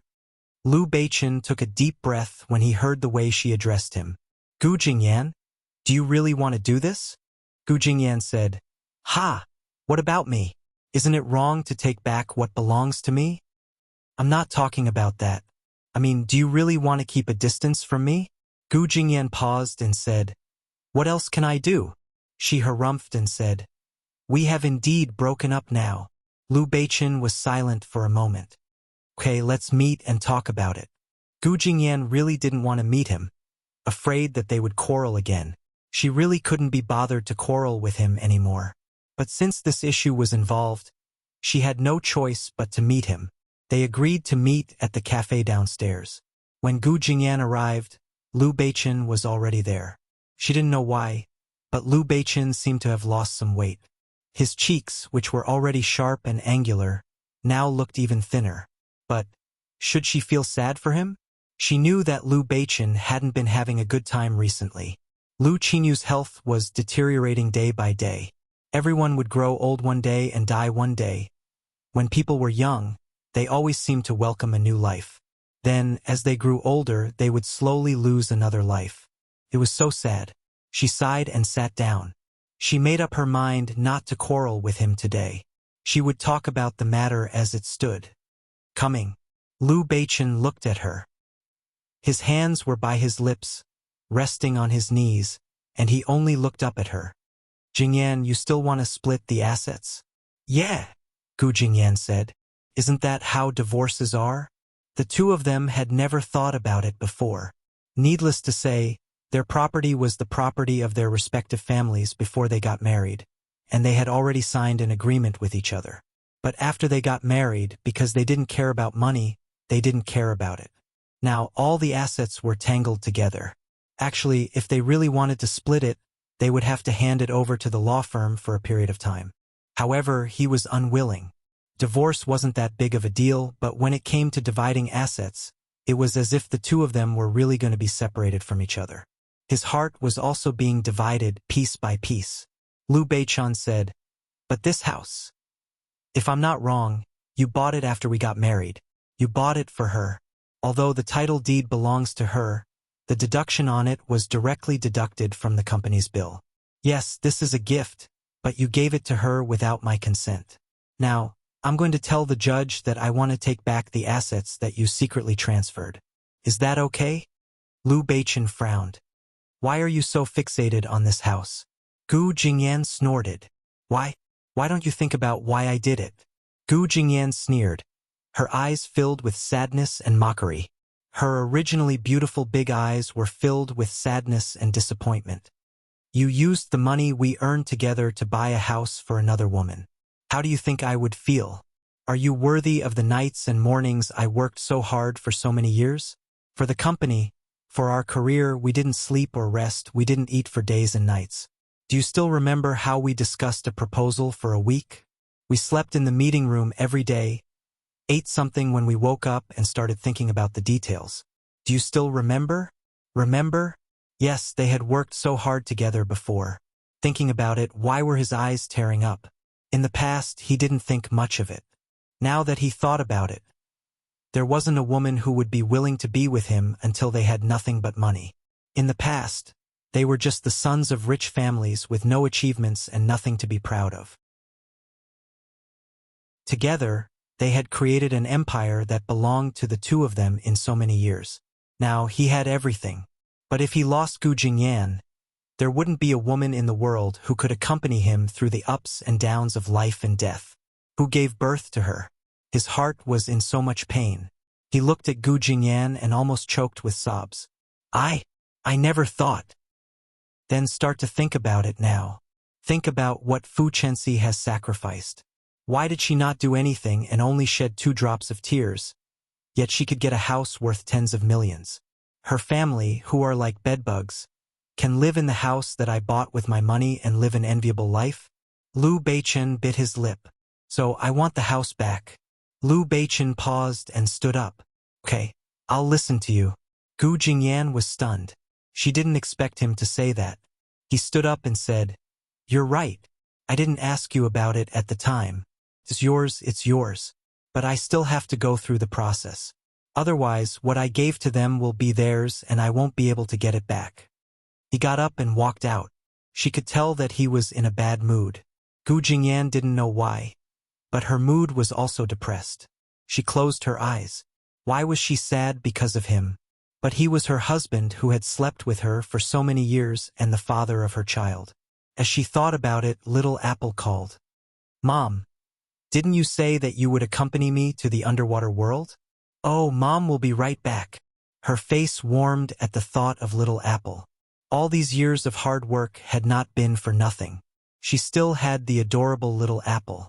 She took a deep breath, got up from her seat, and stood up. On the other side, Black Eagle watched Mu Firen go to the filming set and watched Yun at home. He was taking care of Yun almost all the time now. Although there were servants, he didn't want to use them. She still had to go to school anyway. He only wanted to accompany her on weekends and holidays. When there were many things to do at the company, he would bring her to the company. When there was nothing at the company, he would take care of her. Yun looked at him. "Uncle, what's wrong?" Black Eagle said, Yun, isn't it good for me to marry your mom? That way you can call me Dad." Yun said, "Ah, really? Of course." Black Eagle said, "But the key now is..." He walked over to Yun and picked her up. "Your mom doesn't agree. What should we do?" Why doesn't my mom agree?" "This?" Yun said seriously. "Uncle, Brother Nien said that marriage is a big thing for a girl. She can't agree to it casually because it's very important. It's something that will last a lifetime, so she has to think about it carefully. My mom doesn't agree because, Uncle, you're not good enough." She was really a mother's cotton-padded jacket. Chapter 1489.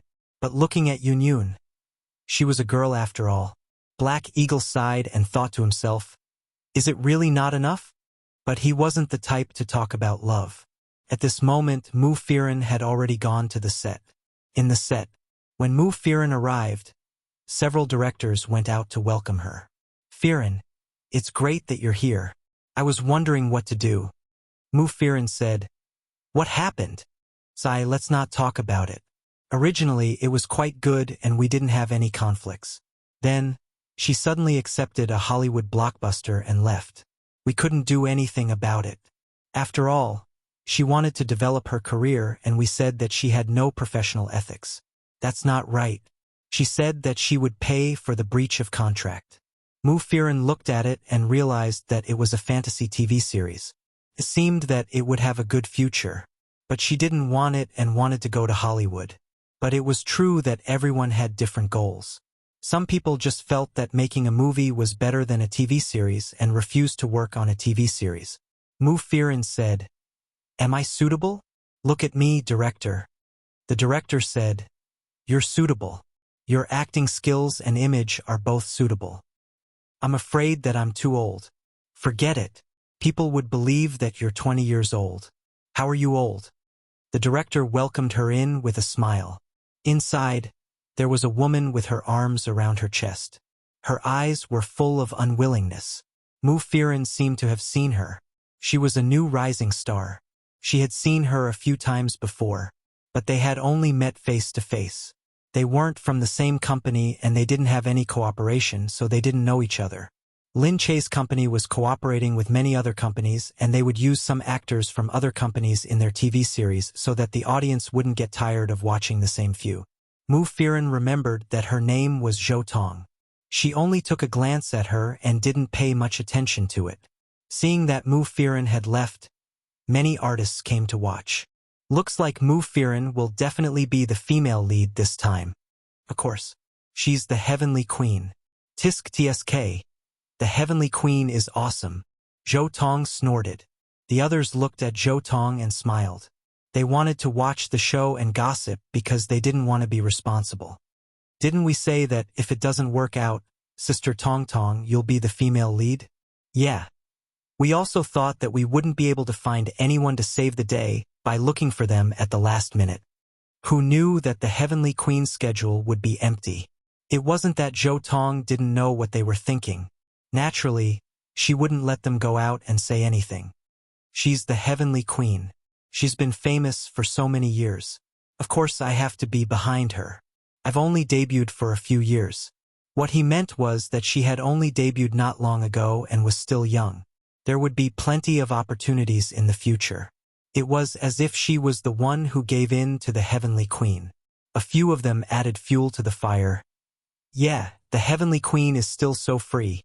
She probably doesn't have any more films to look for, so when she saw this, she hurried over. Zhou Tong snorted. She was still unhappy. However, Mu Firen had a good relationship with Lin Che, and this was Lin Che's film. Zhou Tong knew that she probably couldn't compete with her. She had never played the leading female role before, so she thought this was her chance. He was very disheartened. At this time, Mu Firen had decided to join the crew. The next day, he familiarized himself with the set. Mu Firen was about to get busy. Black Eagle was speechless. His marriage proposal had been thrown out of the window. Black Eagle called Mu Firen. Mu Firen said, "It's nothing. I'll stay here for a while and read the script first.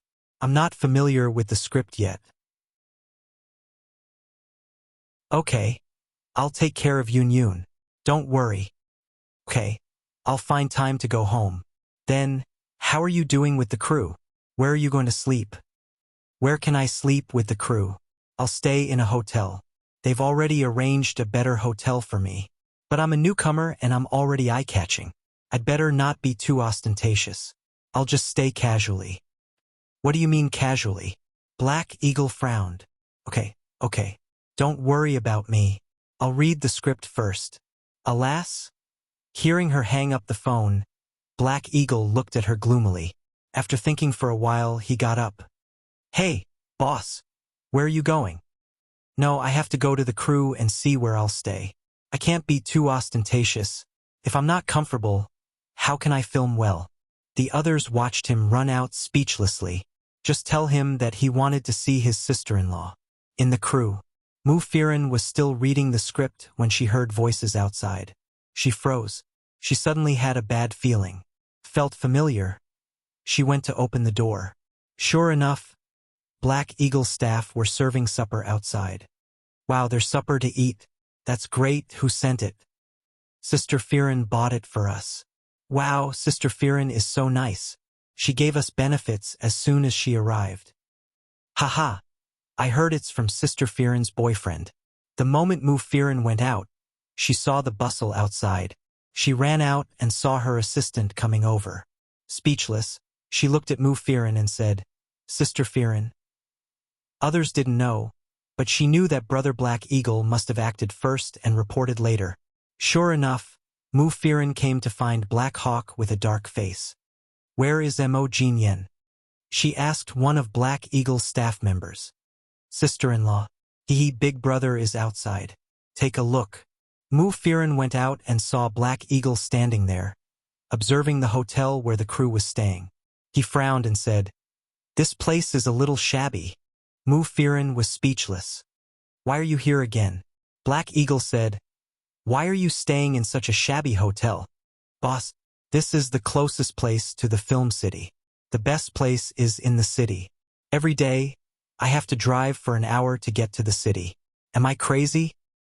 Black Eagle said, No, this hotel is too shabby. Mufirin looked around and saw that someone was looking at her curiously. She quickly pulled him out. Okay, let's go out and talk. The people inside were already asking, Is Mr. Mo really Sister Firen's boyfriend? The whole world knows that Mo Jinyen is Mufirin's backer. They almost made it public. It's true. I heard that Mo Jinyen is Lin Che's big brother. Although I don't know why he's her big brother. This network of connections is too awesome. As the saying goes, one is marked by the company one keeps. When a group of people are together, they will gradually become the same. Look at them, their families are getting better and better. Both Lin Che and Mufirin's men are so awesome. Zhou Tong listened attentively from the back and frowned. Mo Jinyen? He looked very powerful. At this time, Mufirin had already walked out with Black Eagle. Your sister's funds are mostly used for the production. She should save as much as possible on the actors so that they can produce good works. Why don't you support your sister?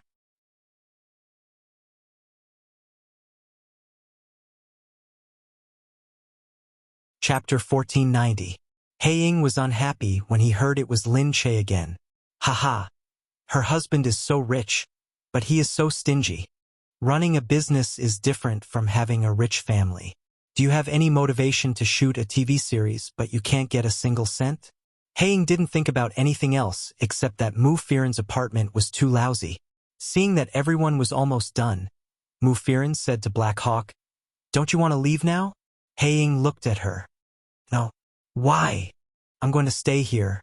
Haiying swaggered into the room and said, Although it's lousy, I've decided to get a room. Hey, why are you staying here? Haiying turned around and said, Yesterday, Yun said I didn't do enough, so you didn't agree to my proposal.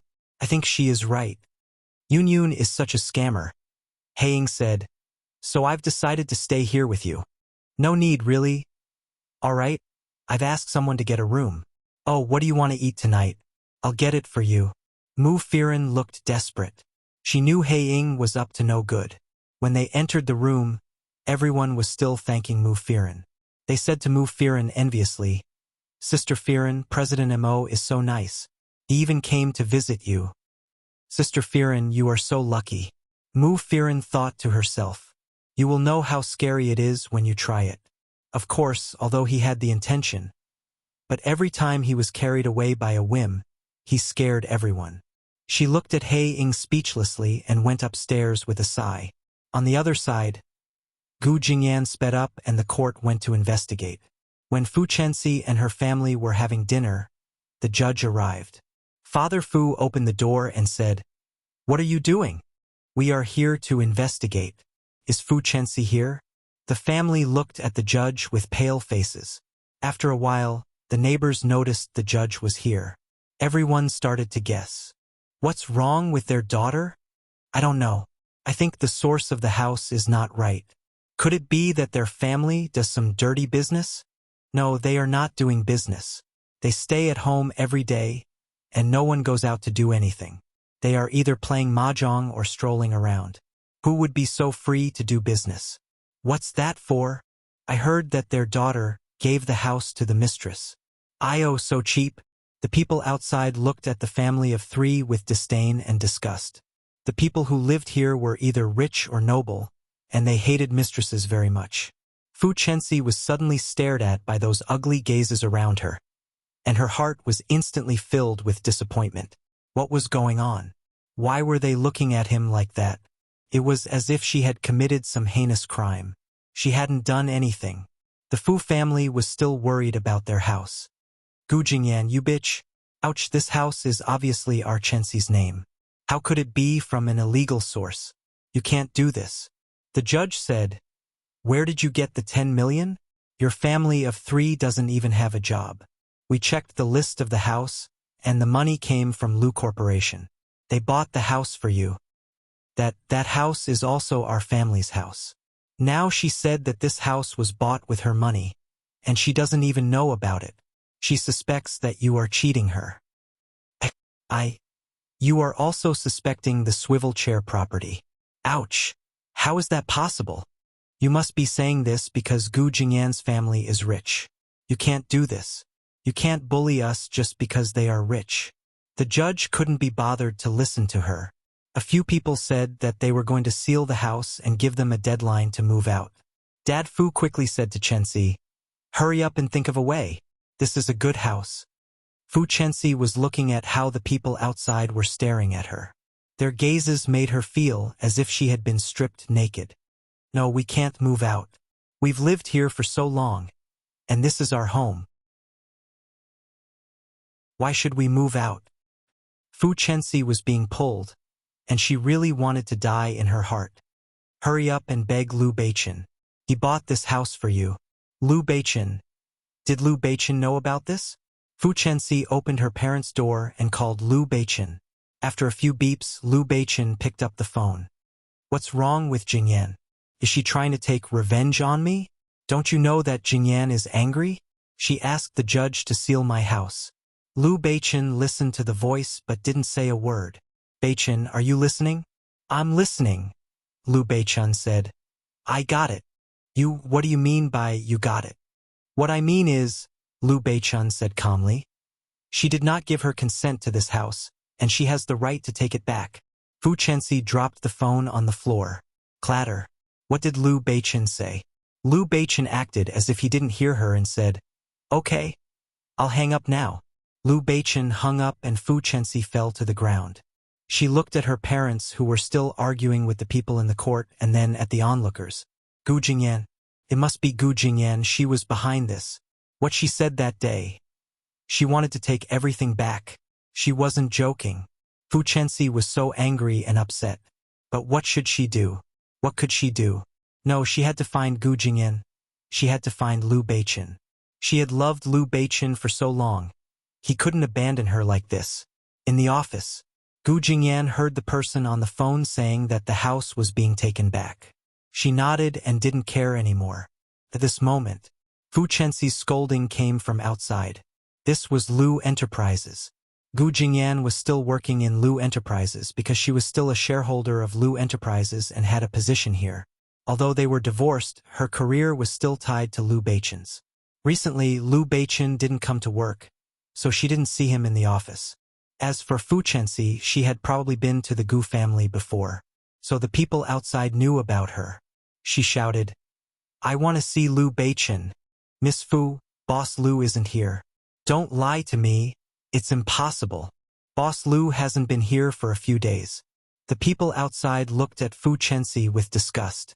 She came to find a married man, and she was Boss Liu's ex-girlfriend.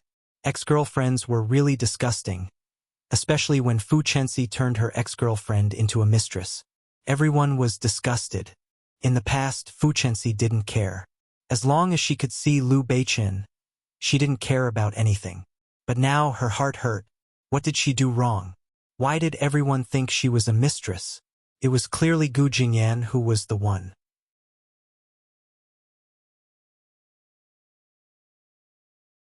Chapter 1491. Fu Chenxi shouted, "I don't care. I want to see Liu Beichen. Let me see Liu Beichen." "That's enough." Gu Jingyan's voice came from inside. She looked at Fu Chenxi and walked over step by step.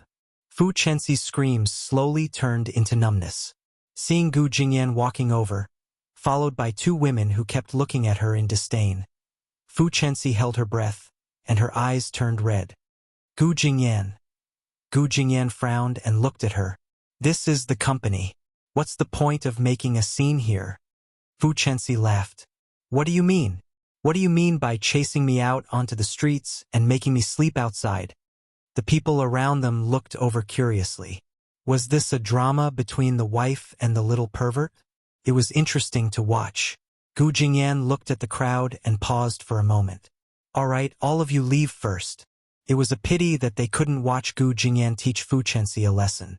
However, Gu Jingyan had already given the order. They could only watch Gu Jingyan and Fu Chenxi stand there. They looked back and quickly left. Only Gu Jingyan and Fu Chenxi were left there. Fu Chenxi glared at Gu Jingyan with hatred. Gu Jingyan smiled. Fu Chenxi, what did you say? I'm chasing you out onto the streets? Let me ask you, when you didn't have a villa, what did you live in? Didn't you have a place to live? What we're talking about now is that this house is under my name. You have no right to control it. Why are you doing this? You just want to take revenge on me. You know that this house has nothing to do with you. Why are you doing this? Nothing to do with us? When Liu Beichen bought this house for you, we were still husband and wife. We were still together. So, the things he bought for you are also my money. Do you understand?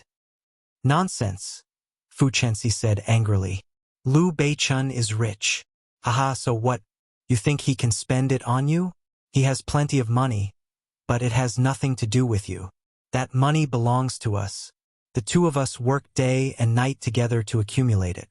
No matter how much money we have, every penny is printed with our blood and sweat. Do you understand? What have you done?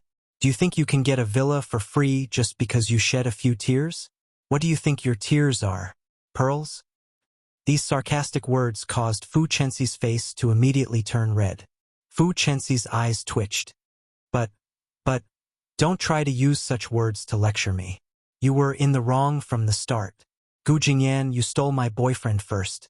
Even if this villa is just to compensate me, you shouldn't take it back. Gu Jingyan burst into laughter. Stole your boyfriend? So, you want this villa as compensation? In your eyes, is your boyfriend only worth this little money? No, or should I say, is this how a boyfriend is used to you? To exchange it for money? Fu Chenxi's expression changed a few times. She retreated and rubbed her hands uneasily. No, that's not what I meant. You're quibbling, you're eloquent, and you used to be a debater in the debate club. I definitely can't win against you, but what you're doing now is wrong. You don't have the right to take away my house. I want to see Liu Beichen. I know you must have used some dirty method to deceive him. That's why he agreed to let you take away my house. Otherwise, he wouldn't treat me like this. Gu Jingyan said, Then I don't care. He really isn't here. If you really want to ask, go and ask him. Anyway, you won't believe what I say. You can leave now. Seeing that Gu Jingyan was about to go in after saying that, Fu Chenxi panicked again. If she left just like that, where was she going to find Liu Beichen? She had been looking for him for a long time but still couldn't find him. Gu Jingyan, don't go. Gu Jingyan turned around haughtily and said, Chenxi, I advise you to understand that he doesn't love you as much as you think. Perhaps he doesn't love you at all. Perhaps his feelings for you are just the feelings he had for you in the past. It's not that he still loves you as much as you think. Do you understand? These words made Fu Chenxi completely panic. He didn't love her anymore? He didn't have feelings for her anymore? Impossible, impossible. Gu Jingyan was lying to her. Gu Jingyan said it on purpose. Fu Chenxi suddenly rushed towards Gu Jingyan. Gu Jingyan, it's all because of you. You've ruined everything for me. I will die with you. Seeing Fu Chenxi rushing over, Gu Jingyan pulled her back. Fu Chenxi immediately collapsed onto the table. She was in pain from the collision, but she couldn't catch Gu Jingyan. For a moment, she was in despair. She had forgotten how powerful Gu Jingyan was. When she was in high school, she could beat up a few men alone. She was in so much pain. Why did Gu Jingyan have to be so powerful that she couldn't even take revenge? Just then, she saw a pair of scissors on an office table. She immediately grabbed the scissors and turned around to stab Gu Jingyan. Liu Beichen was still at home, drinking and watching a movie. He had made up his mind not to answer the phone or go to work. He felt lost and sad, as if he couldn't think straight. He didn't know what was wrong with him. Why did he still have such emotions when he was already so old? But he couldn't control it. At this moment, the phone rang tirelessly. He picked up the phone and said irritably, Stop calling me. Stop calling me. I'm busy. Liu Beichen, you're still at home. Gu Jingyan is in the hospital. What? Liu Beichen threw the things in his hands onto the floor. In the hospital.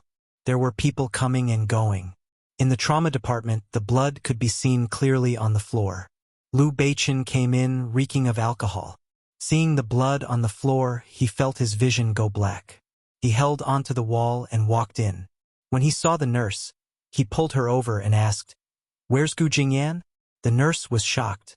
Looking at the drunk man, she said, You, what did you say? What are you doing here? This is a hospital. What are you doing here? Where's Gu Jingyan? Why is there blood everywhere? Did she lose so much blood? No, the nurse said, trembling. There was a car accident outside today. There are many injured people here. What are you doing here? Don't interfere with our business here. Liu Beichen pushed the nurse away and walked in again. But he saw that outside one of the rooms, the Gu family's security guards were very obvious. Gu Jingyan must be inside. Where's Gu Jingyan? He walked over and grabbed someone, shaking her as he asked, Mr. Liu. The security guard looked upset. You? Liu Beichen was shocked. He couldn't control his suppressed emotions anymore and kicked the door open. Mr. Liu, don't. Inside is. Gu Jingyan was sitting inside.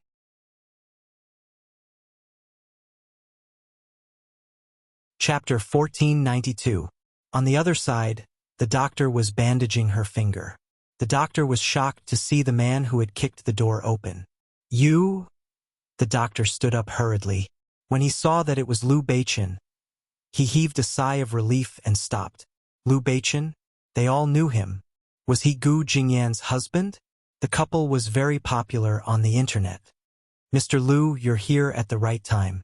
Don't worry, madam is fine. She just hurt her hand. Liu Beichen looked at her and realized that Gu Jingyan's face was a little pale, but she was fine. Only then did he walk over and hug Gu Jingyan tightly. Gu Jingyan pushed him away. What are you doing, Liu Beichen? You're crazy. Liu Beichen pushed her hand away. Let me see what happened to you.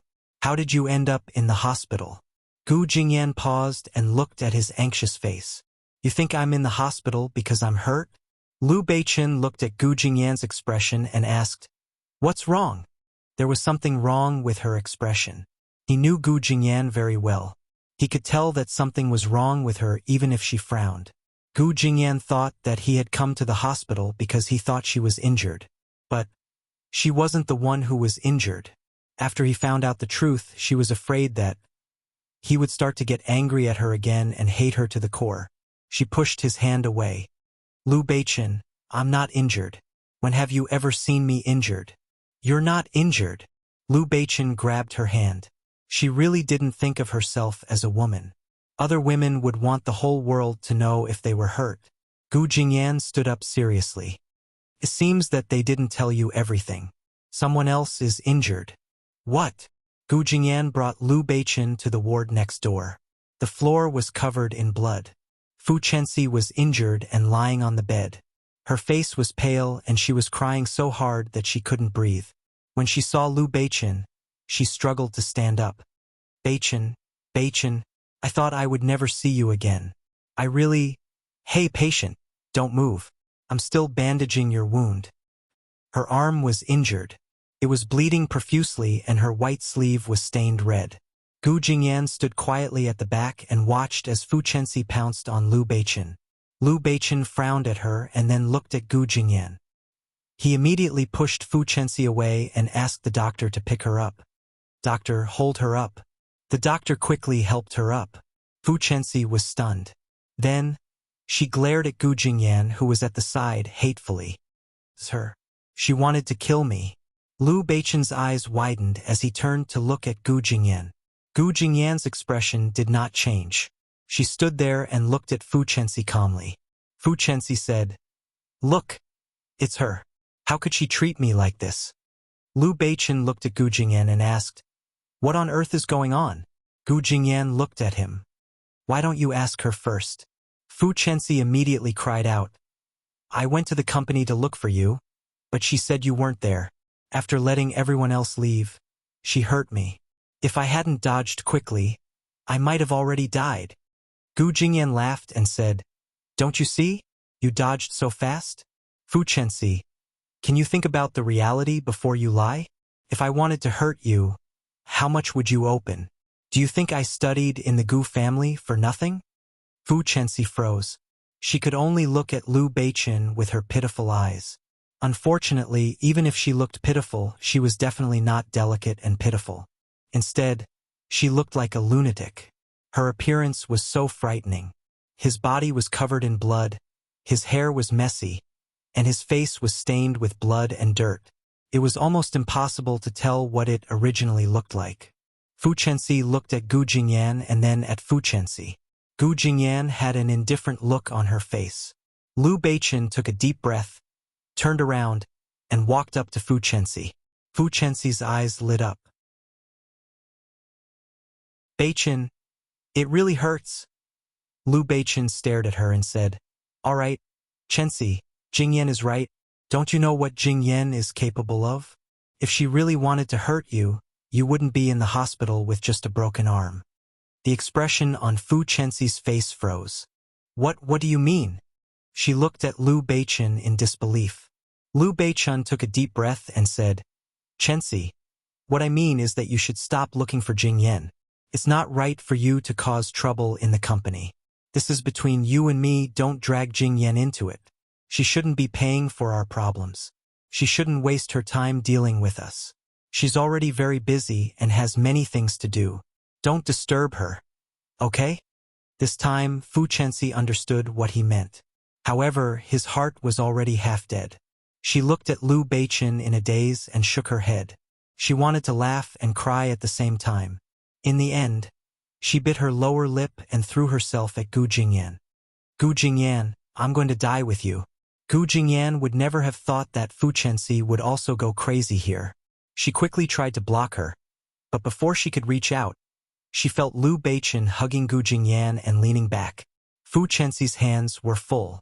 She grabbed the glass bottle that was lying on the side and threw it at Liu Beichen. Liu Beichen blocked her with one hand. The glass bottle exploded in his hand. Liu Beichen shook it and got rid of the broken pieces. Fu Chenxi was shocked. She had never intended to hit Liu Beichen. However, on second thought, he saw Gu Jingyan grabbing Liu Beichen. "Don't move, the glass is inside." Gu Jingyan held his hand and lowered her head to hold it. She quickly took a pair of forceps and carefully removed it from his hand. Liu Beichen frowned and gritted his teeth in pain. But he still lifted his head and looked at Fu Chenxi. Fu Chenxi's teeth were chattering. She didn't know what to say. I really didn't want it, but you. Fu Chenxi looked at Liu Beichen with tears streaming down her face. "You actually blocked it for her. Why did you block it for her?" Gu Jingyan said, "That's enough. What else do you want? I've already spared you once. I didn't call the police and I didn't ask anyone to throw you out, but don't push your luck." Fu Chenxi looked at Gu Jingyan with a cold smile. "Call the police then. Do you think I'm afraid of you? Anyway, you're the fourth daughter of the Gu family. You're rich. You can kill me and take everything away from me. This isn't the first time you've done this." "That's enough, Fu Chenxi." Liu Beichen pushed Fu Chenxi away. He had had enough. He had forgiven her several times. He wanted to say that he had let her down, but she was going overboard. "Fu Chenxi, if you have any problems, come at me. That's right, I let you down back then. I like Gu Jingyan and I fell in love with her first. It has nothing to do with her, but I've already made it clear to you. After what happened, I told you that you chose to leave and I respected you. Now, not only are you pestering me, but you're also doing this to Jingyan. I'm the one who betrayed you, not her. What do you want?"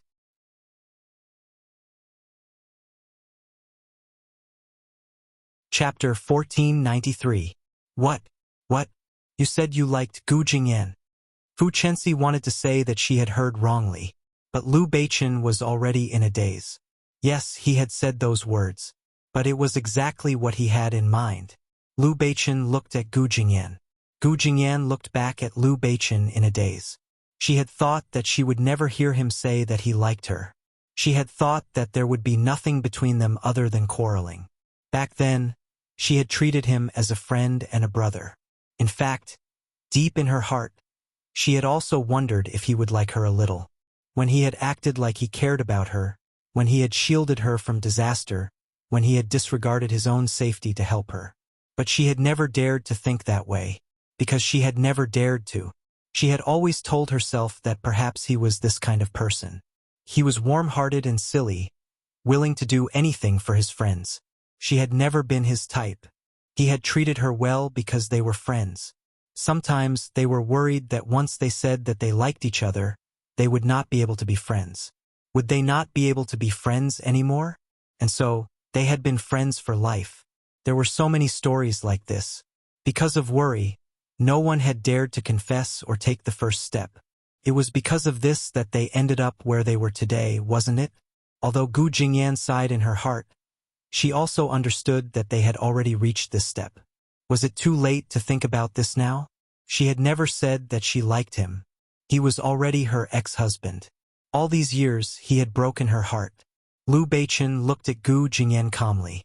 He suddenly understood. He was stupid and stupid. All these years, he had never thought about what the person he liked was like. Liu Beichen looked at Gu Jingyan and said, "Jingyan, I'm sorry. I'm a jerk. All these years, I've let you down." Gu Jingyan wanted to smile, but the smile she forced out was so ugly. Liu Beichen said, "I've never thought about what kind of person I'd like. You're so good, so strong. I always feel that you're too headstrong. I always want to stand in front of you, so I don't even dare to like you. I'm worried that if I like you, then I'll lose, but I don't want to see you with anyone else, and I don't want to see you getting close to another man. I don't want anything to happen to you. I just want you to be by my side. I hurt you so much, but I don't like it when others hurt you. I like you, right?" Hearing his words, Gu Jingyan's eyes became moist. That's right, isn't that liking? It was so similar to her thoughts. However, it was precisely because they were so similar that the decisions they made in their hearts were so similar. For so many years, no one had spoken a single word, and no one had given in even once. Fu Chenxi looked at the two of them. It was as if they were one, and their story was a curve. What about herself? Then what about Fu Chenxi? Fu Chenxi retreated until she was against the wall, with nowhere to retreat. "You, what are you doing? Liu Beichen, what are you doing? You clearly like me. You liked me so much back then. It's been so many years. Otherwise, why would you help me so much? But now you're saying that you don't like me. That's impossible." Liu Beichen turned around and looked at Fu Chenxi. "Chenxi, I'm sorry. Back then, I didn't know what it meant to like you. I thought you were different from us. I thought it was a new feeling to be with you. I thought it was love. I thought a complementary feeling was the best. How could I like someone who is similar to me? Because the other party is everything that I can see, everything that I'm familiar with. I thought, how could such a person fall in love? That's why I thought I liked you. However, these days I've thought it through very clearly. I just want my feelings to develop according to my thoughts. I don't want to admit that my feelings have already gone out of control and I've fallen in love with someone else. That's why I forced myself to think that I like you." Fu Chenxi burst into laughter. Her laughter grew louder and louder. In the end, she laughed so hard that her throat hurt and her lungs trembled. "So, I'm just a tool for you, right?" Liu Beichen could only say, "I'm sorry." In love, the one who was not loved was the mistress, wasn't it? That was how she had felt in the past. So, she had never felt that she was the mistress. Even though Gu Jingyan and Liu Beichen had a child and had been married for many years and had a stable relationship, she did not feel that it was wrong of her to get involved. She felt that she was the one who was loved. She was doing it for love. She was the heroine of a tragedy. But now she completely understood. She was the mistress. She had never been the heroine. The heroine had always been Gu Jingyan. She came from a good family, was beautiful, smart, good at studying, and knew everything. She had always been the heroine of the story. Now, even the love story belonged to her. How could Fu Chenxi not laugh? "Liu Beichen, just you wait. All of you just wait." Fu Chenxi dashed out of the door. She ran out of the room like a madwoman. Gu Jingyan hurriedly said, "What is she going to do?" Liu Beichen stopped Gu Jingyan. "Let her go. Jingyan, don't go there. I'll send someone to watch over her. If you go there, she might hurt you." Gu Jingyan stopped. She thought that he was right. She could just send someone to watch over her. Liu Beichen's wound had not been treated and the company was in a mess. But at this moment, Liu Beichen was still staring at her. Staring at her. He had said so much just now. Corny, sincere, everything that should be said, and everything that should not be said, he had said it all. But how could she not react at all? Gu Jingyan lowered her head and looked at his wound. What happened? Don't move. I'll apply the medicine for you first. She sprayed the disinfectant on his body. Oh my, Gu Jingyan, are you trying to murder your husband? Liu Beichen cried out in shock. Gu Jingyan snorted. Who asked you to keep staring at me? I'm asking you to wake up. Husband? You're my ex-husband now. He really hated the word, ex-husband. He said, an ex-husband is also a husband. Humph, you can't deny it. Gu Jingyan said, take care of your almost useless arm first. As she said this, she took out some cotton wool and applied it on his wound. Oh my! Liu Beichen cried out again. This Gu Jingyan was too ruthless.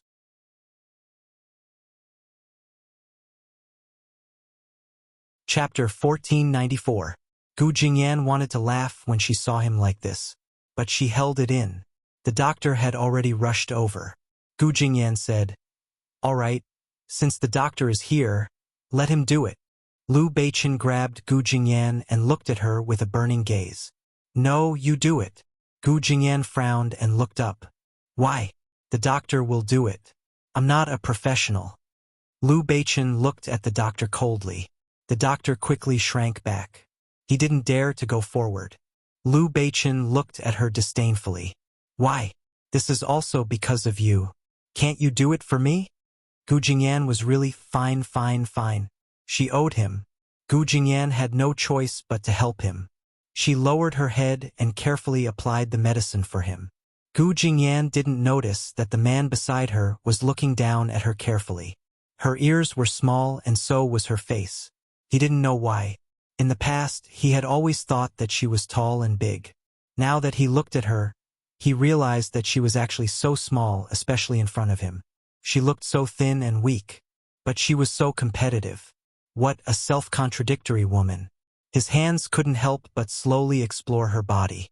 His fingers rubbed gently on the side of her body, feeling the curve of her body. Gu Jingyan sensed it. She immediately raised her head. Liu Beichen, if you touch me again, I'll sue you for sexual harassment. Liu Beichen was speechless. He could only spread his hands and said, what nonsense are you talking about? How did I harass you? You were so close. Gu Jingyan rolled her eyes at him. Liu Beichen thought bitterly. He couldn't touch his wife anymore. He had to think of a way to get her back. It was harder for him to accept that they had divorced than to die. No matter what, he would never leave her. Meanwhile, Mu Firen was sitting in her hotel room, reading the script and trying to get a feel for it. Just then, there was a knock on the door. Mu Firen went to open the door and saw Blackhawk coming in with supper. She said, what are you doing? Blackhawk said, I bought it for you. Come and eat. Mu Firen looked at him helplessly. This man, really, sometimes was more clingy than anyone else. After coming in, the two of them sat at the table and ate together. The room was actually the best in the hotel, but because it was near the film city, it was relatively old, which made Black Hawk uncomfortable. The Black Eagle said, you guys live in a place like this while filming? What else? Mu Firen said, alas, in fact, no matter how good the hotel is, it's not as comfortable as home. So, for us actors, hotels are just like that. Black Hawk took a deep breath. He felt that she had worked very hard, and his heart ached. He looked at Mu Firen. She lowered her head to eat and tried to read the script. He thought about all those years when she was by that man's side. She also worked so hard and raised that man's entire company. But she was squeezed to this extent. She was even treated like that by that man's family. Black Eagle approached Mu Firen and looked at this strong woman. After a while, Mu Firen sensed it. She looked up and gave Black Hawk a warning look. Hey, is it time for you to leave? Black Hawk coughed dryly and looked at her. No, it's just. He smiled. I think you're pretty, so I want to look at you more. This man. Saying it so directly made people feel as if their bodies were getting hot from being teased. She wanted to laugh, but she didn't want to, so she could only glare at him. Nonsense. However, there was a hint of shyness in her voice, which made her feel happy. Black Hawk looked at her. What's wrong? Am I wrong? If you're not pretty, how can so many people like you? You have so many fans, which means everyone likes you, right? Was he trying to flatter her? Mufirin became even more shy. However, being praised by Black Hawk, he felt even happier in his heart. She always felt that her achievements were probably nothing in the eyes of people like Black Hawk. Mufirin said, "All right, stop teasing me. I have to get up early for filming tomorrow, so I'm going to bed early." Black Hawk looked at the time. It was indeed a little late, so he stood up and said, "I'll leave first." However, he took one last look at her. He immediately planted a kiss on the side of her face. Mufirin felt her cheeks wet. She wanted to cry out, but Black Hawk had already walked out. Really? She blushed even more. Black Hawk closed the door behind him. He could feel her feminine look inside, and he could also feel her blushing just now. He seemed to understand what Yunyun was talking about. Although they were always together, it wasn't enough. He was always worried that she would be traumatized, so he didn't dare to get close to her. Now that he understood this, it was as if a new door had been opened. He smiled and walked forward. At this moment, coincidentally, he saw a group of drunk people returning from outside. They were shocked to see Black Hawk in the corridor. "Wow, Black Hawk! Why are you here so late? Did he just go to Sister Firen's room? Hee hee. Don't they stay together? Sister Firen is such a dedicated person. She won't stay for one night." They were talking in a low voice, but they didn't dare to let Black Hawk hear them. Zhou Tong was among them. Her eyes lit up when she saw Black Hawk. But when she heard the discussion, she bit her lower lip lightly. Mufirin's man. She wondered how Mufirin could be so lucky to hook up with Black Hawk even though she had given birth to someone else's child. However, many rich people had such low EQ. They liked big stars. Perhaps because of her halo, Black Hawk didn't care about these things. He just wanted to play with this star. After all, it was said that Black Hawk was the king of the underworld. The underworld was full of fighting and killing, which didn't sound serious. However, he was so powerful that he had connections with both the underworld and the underworld. Everyone was afraid of him. Looking at him, Zhou Tong also felt that even if he was a gangster, he was still a man who could be easily infatuated with. He wasn't covered in grease as she remembered. Instead, he looked like a handsome male lead in a gangster movie. Zhou Tong blinked her eyes. Seeing Black Hawk passing by without looking sideways, she made up her mind. Anyway, he was in the crew, so she was close to him. Zhou Tong couldn't help smiling secretly. In the blink of an eye, it was the next day. When Mufirin came down, she bumped into Zhou Tong. She snorted and brushed past Mufirin.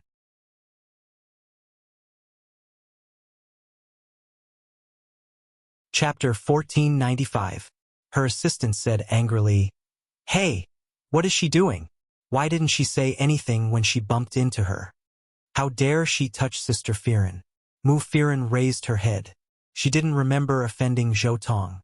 But after staying in the entertainment circle for a long time, she understood that some people wouldn't stab you in the back just because you said you didn't offend them. Sometimes your existence was a threat to them. Zhou Tong seemed to have heard something and turned around. "Ah, Sister Firen, I'm sorry. I was careless." Mufirin looked at her with a faint smile. "Really? It's okay. I often meet careless people and I'm used to it." Mufirin patted the place where she bumped into and walked over. Zhou Tong's face darkened as if he had swallowed a fly. "Humph, don't pretend to be a big shot. Let's see how long you can stay popular." Mufirin will be popular for a long time. Haiying watched them from behind, sitting in his chair and staring at Mufirin unhurriedly. Everyone felt uncomfortable being stared at by Haiying. However, some girls were so infatuated with him. "Look, he has been sitting there waiting for Mufirin. Sister Firen is so lucky to meet such a man who treats her so well. It's so warm. He's here to accompany her."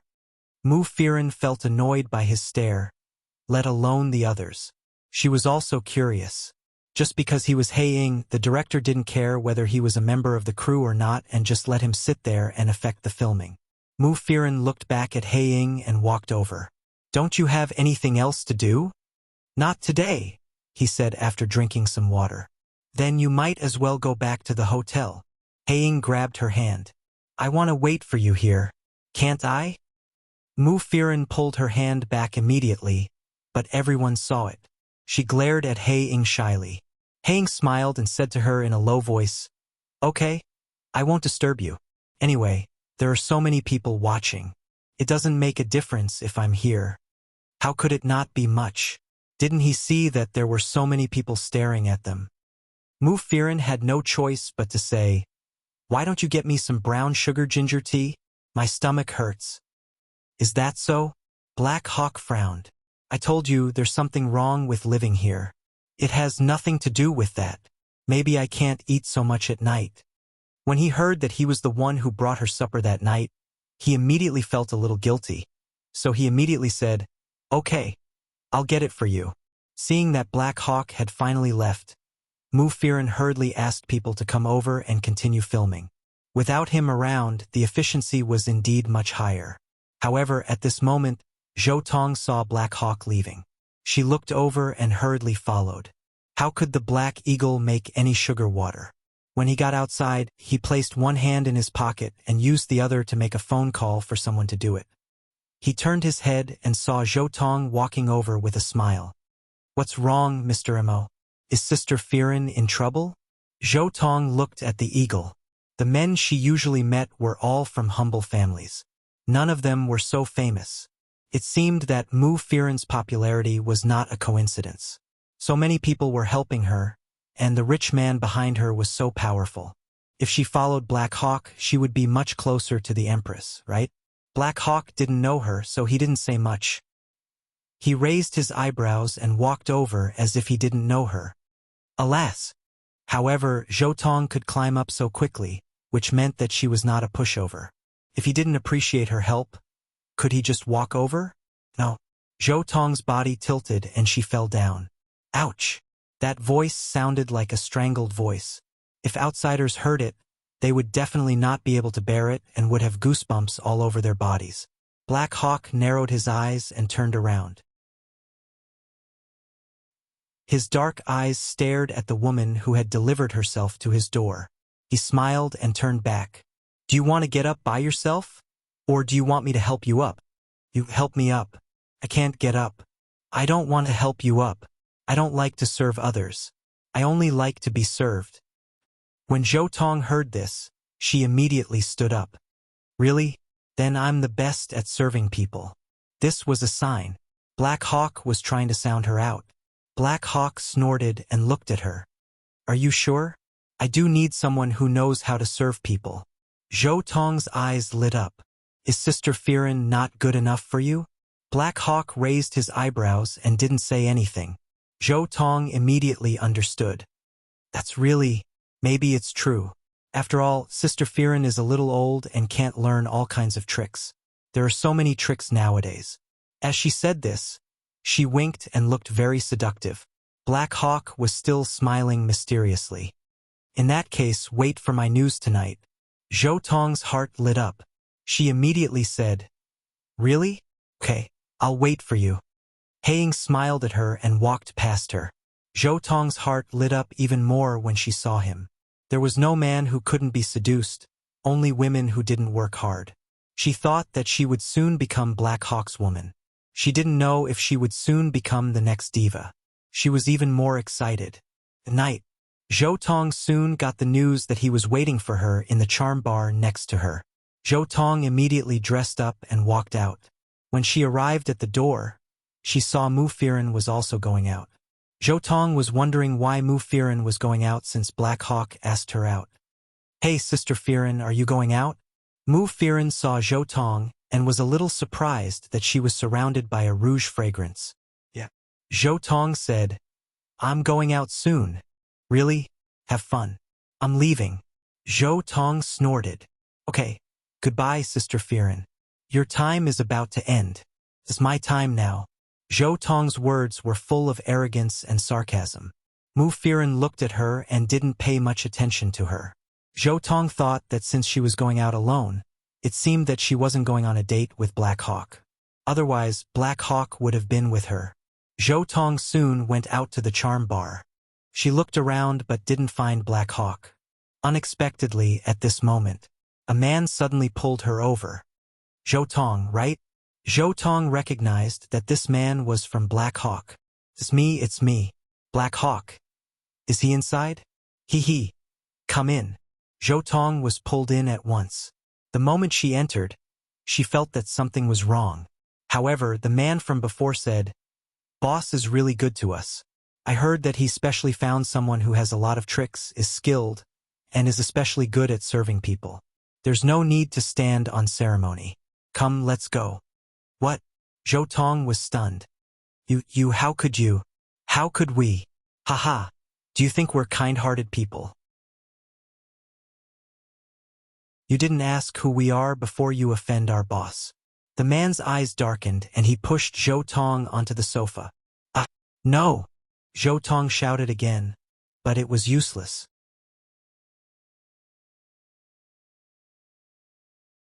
Chapter 1496. Who were they? They were mixed up in their own ways. They had gone through mountains of knives and seas of fire. They had done everything except for swindling and cheating. Did Zhou Tong think that their boss was an ordinary wealthy businessman? How dare she offend their boss? She must be tired of living. Zhou Tong was on the verge of breaking down. She was, after all, a celebrity. Usually, even if she had to serve those big bosses, she was treated as a lowly girl by these people.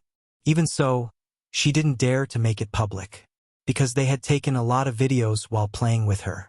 If these videos were leaked, even if she was the victim, her reputation would be ruined. When others thought of her, they would immediately think of these videos instead of her beautiful appearance. At the same time, Haiying was eating with Mu Firen outside. When they went back, they saw Zhou Tong holding her waist and walking back with difficulty step by step. From the looks of it, he seemed to be injured. Zhou Tong was in great pain and discomfort.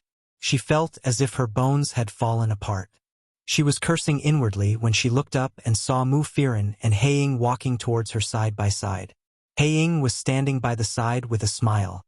His face, which looked scary when he was fierce, looked very peaceful when he was by Mu Firen's side. Before, Zhou Tong had thought that he was not a big deal. But after today, she didn't think so at all. She looked at the two of them and then at Mu Firen. No matter how jealous she was, she didn't dare to show it. She opened the door and rushed into the room as if she was running for her life. Mu Firen asked curiously, "What happened?"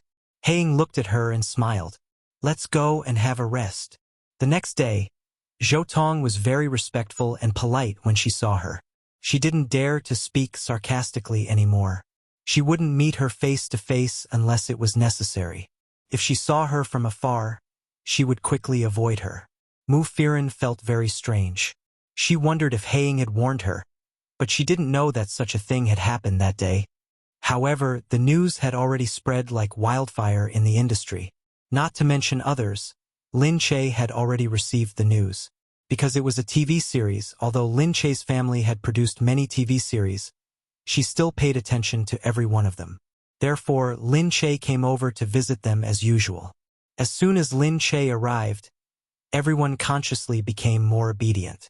Some of the new generation of actors also swayed in front of her, hoping to get a little attention. Lin Che also saw Zhou Tong. Back then, he had chosen her after discussing it with the director. She had also been recommended by another management company. When he saw that she was suitable for the role, he decided to use her. Who would have thought it would be such a person? Lin Che smiled and went to look for Mu Firen. She looked at Mu Firen and said, "Oh, that Zhou Tong." Mu Firen said, "What happened to Zhou Tong?" Looking at Mu Firen's expression, Lin Che wondered if she still didn't know. However, that was done by Black Hawk. Maybe Black Eagle didn't want to tell her. Then Lin Che didn't say anything else. "Nothing, I just feel that she's much more well-behaved now. At the beginning, she was too wild. I was worried that she would cause trouble on set. Oh, it's all right. I've been more well-behaved recently. The news had spread like wildfire. How could she not be honest? Although it was just a private rumor in the circle and she wasn't the only one who had encountered such a thing, it was still embarrassing. Mu Firen wanted Lin Che to stay for dinner, but Lin Che said, "No, I have to go to kindergarten. It's going to be the annual kindergarten graduation ceremony soon. I have to attend it all." Mu Firen said, "Oh yeah, it's also Yunyun's, but I'm too busy to go. I asked Mo Jinyen to go." "Okay, I'll go and watch him for you." These days, Lin Che and Gu Jingze were the hot topic of discussion everywhere. Originally, Lin Che was already a public figure and a leading actress in the film industry. Later, after her relationship with Gu Jingze was exposed, their marriage had been watched by many people. Now, if they didn't go out, they would be watched by many people. Every little thing in the family would be magnified.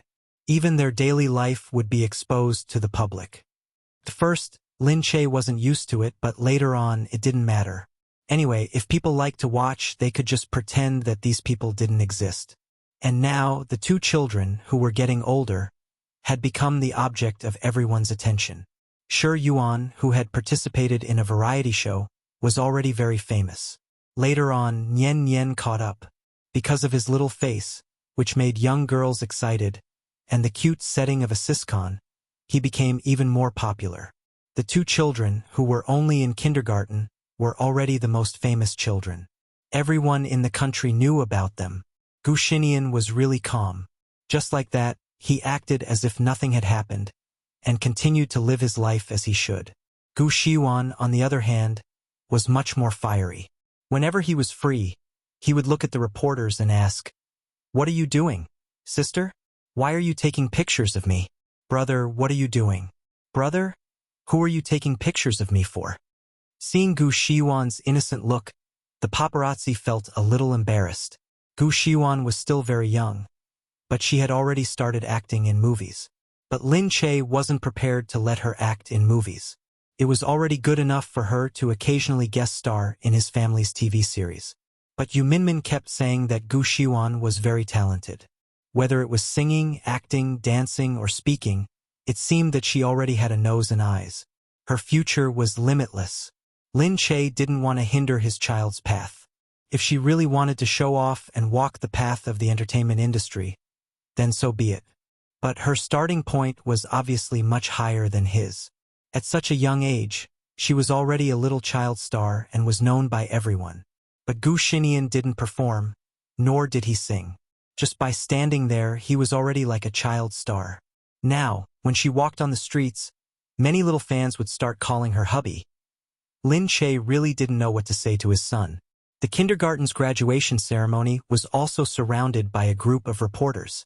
Luckily, the school was already used to it and pretended not to see it. Some teachers also thought that it was quite fun, and some students also thought that it was quite interesting. Of course, there were also some parents who reacted, worried that these people would affect the children's learning and values. But they couldn't let the two children drop out of school just because of this.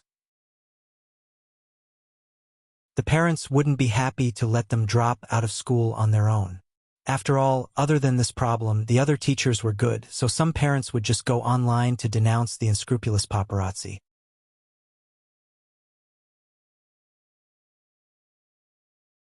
Chapter 1497. The kindergarten's graduation ceremony was also very grand. Lin Che saw that his son was standing there absent-mindedly, speaking on behalf of the family. This was also arranged by the teacher. They wanted to find the most influential person to give a speech and post it on the internet so that people would read it. So now, the one with the greatest influence, needless to say, was Gu Xinian. Sure enough, Black Eagle came to the side after a while. "You just went to Firen's place?"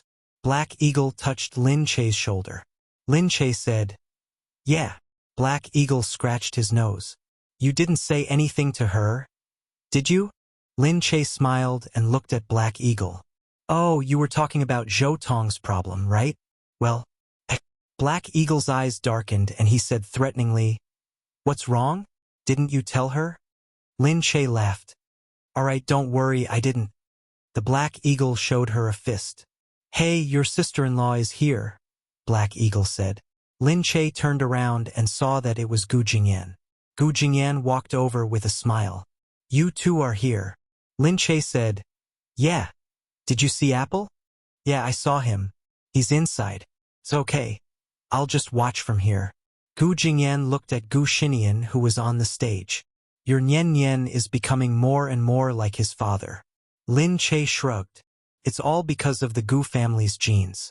Just then, Liu Beichen walked in from the back. Liu Beichen bumped into Black Eagle as soon as he entered the door.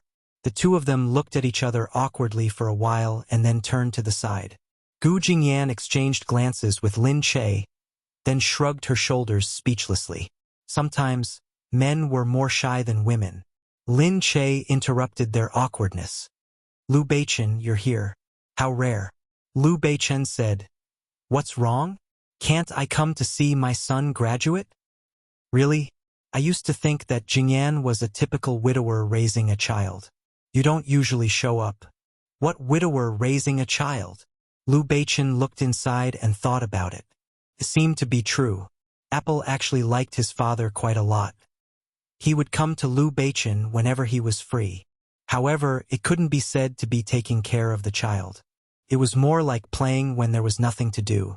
But usually it was Gu Jingyan who worried about the child. Liu Beichen didn't even know that today was Apple's graduation ceremony. If his family hadn't reminded him, he might have missed it. In the past, whenever something happened to Apple, the family would tell Gu Jingyan directly. They would rarely tell him. Liu Beichen took a deep breath. Apple was wearing a small Ph.D.'s uniform. Her face looked very similar to Gu Jingyan's. She pouted and looked very cute. This was his daughter. But how muddle-headed had he been in the past? He had nearly missed out on every single part of his daughter's life. The children scattered at once. When the parents saw Lin Che, they came over to greet him. He looked at Liu Beichen and Gu Jingyan. Some of them knew each other, so they hurried over to take pictures. Since they were all parents of students, they cooperated and allowed themselves to be photographed. No matter how impatient Liu Beichen was, he didn't dare to lose his temper in front of Apple. He looked at them as if they were visiting a zoo. Just then, Apple ran over. When he saw Liu Beichen, he called out, "Daddy! Apple, come here." Liu Beichen opened his arms and Apple jumped into his arms. She looked at Liu Beichen and said sweetly, "Daddy, why are you here?" Liu Beichen pretended to be angry. "What's wrong? Can't I come?" Apple looked at him and said, "No. Mommy said that Daddy is too busy and can't accompany me. She wants me to be obedient. I don't want to disturb Daddy's work." Suddenly, Liu Beichen's heart softened. He felt sour and sad at the same time. Apple was too obedient. He nuzzled Apple's little face. "Daddy is done with work now. Apple's matters are more important. Don't listen to Mommy. You can come and look for Daddy no matter what." "Really?" Apple stared at Liu Beichen with wide eyes. "Daddy isn't busy anymore?" "Yeah. I'm not busy anymore. Daddy is going to celebrate today after Apple finishes her graduation. Tell me, Apple, where do you want to go? Daddy will bring you there." "I want to go to Disneyland." "Okay. Daddy will bring you there." Disneyland was in S City. There wasn't one in B City. Gu Jingyan frowned. "No, it's too far." Liu Beichen held Apple in one hand and looked at Gu Jingyan. "What's wrong? My daughter will go wherever she wants to go. Besides, it's a graduation trip. It's not that far. I'll get someone to prepare a plane and we'll go tonight." "What? You really want to bring her there?" Gu Jingyan tried to stop him. He didn't know how to take care of a child. Liu Beichen said, "So what? You can go too. Aren't you going? If you don't want to go, we'll go by ourselves." With that, Liu Beichen turned around and walked out with Apple in his arms. Apple, who was on Liu Beichen, turned around and called out happily, "Mommy, come quickly." What else could she do? Gritting her teeth, Gu Jingyan could only follow him quickly. That damned Liu Beichen, he was even using his own child now. Lin Che looked at them and shook his head speechlessly. Black Eagle said, "What's going on with them?" Why did it seem like something was wrong? Lin Che said, "Don't you know?" Black Eagle didn't want to care about the Lu family's matters, so he naturally didn't know. He refused to listen to anything that had anything to do with the Lu family. Lin Che leaned against the wall. Jingyan went back to the Gu family recently. She said that she and Liu Beichen had already completed the divorce procedures. Divorce? Black Eagle pondered as he stroked his chin. He remembered that Liu Beichen had gone to look for him and talked about family matters. Black Eagle said, "What do we do now?" Lin Che said, "It looks like Liu Beichen doesn't want to get a divorce." Black Eagle took a deep breath. None of the men in the Liu family are good. Lin Che tilted his head. How should he put it? Black Eagle's surname was Liu too. Black Eagle seemed to have realized something. They grew up in such a crappy environment. It would be strange if they had a good life. Lin Che said, "I only heard that Uncle Liu doesn't seem to be in good health." Black Eagle frowned again. Looking into the distance, Black Eagle's face was a little gloomy, but he didn't know what he was thinking about. Meanwhile, Liu Beichen had really prepared the plane. In the airport, in the private lounge, Gu Jingyan watched Liu Beichen play with Apple. Gu Jingyan suppressed the anger in her heart and didn't look happy. She leaned against the wall and crossed her arms, staring at the two of them. Apple, on the other hand, was very happy. It was playing with Liu Beichen.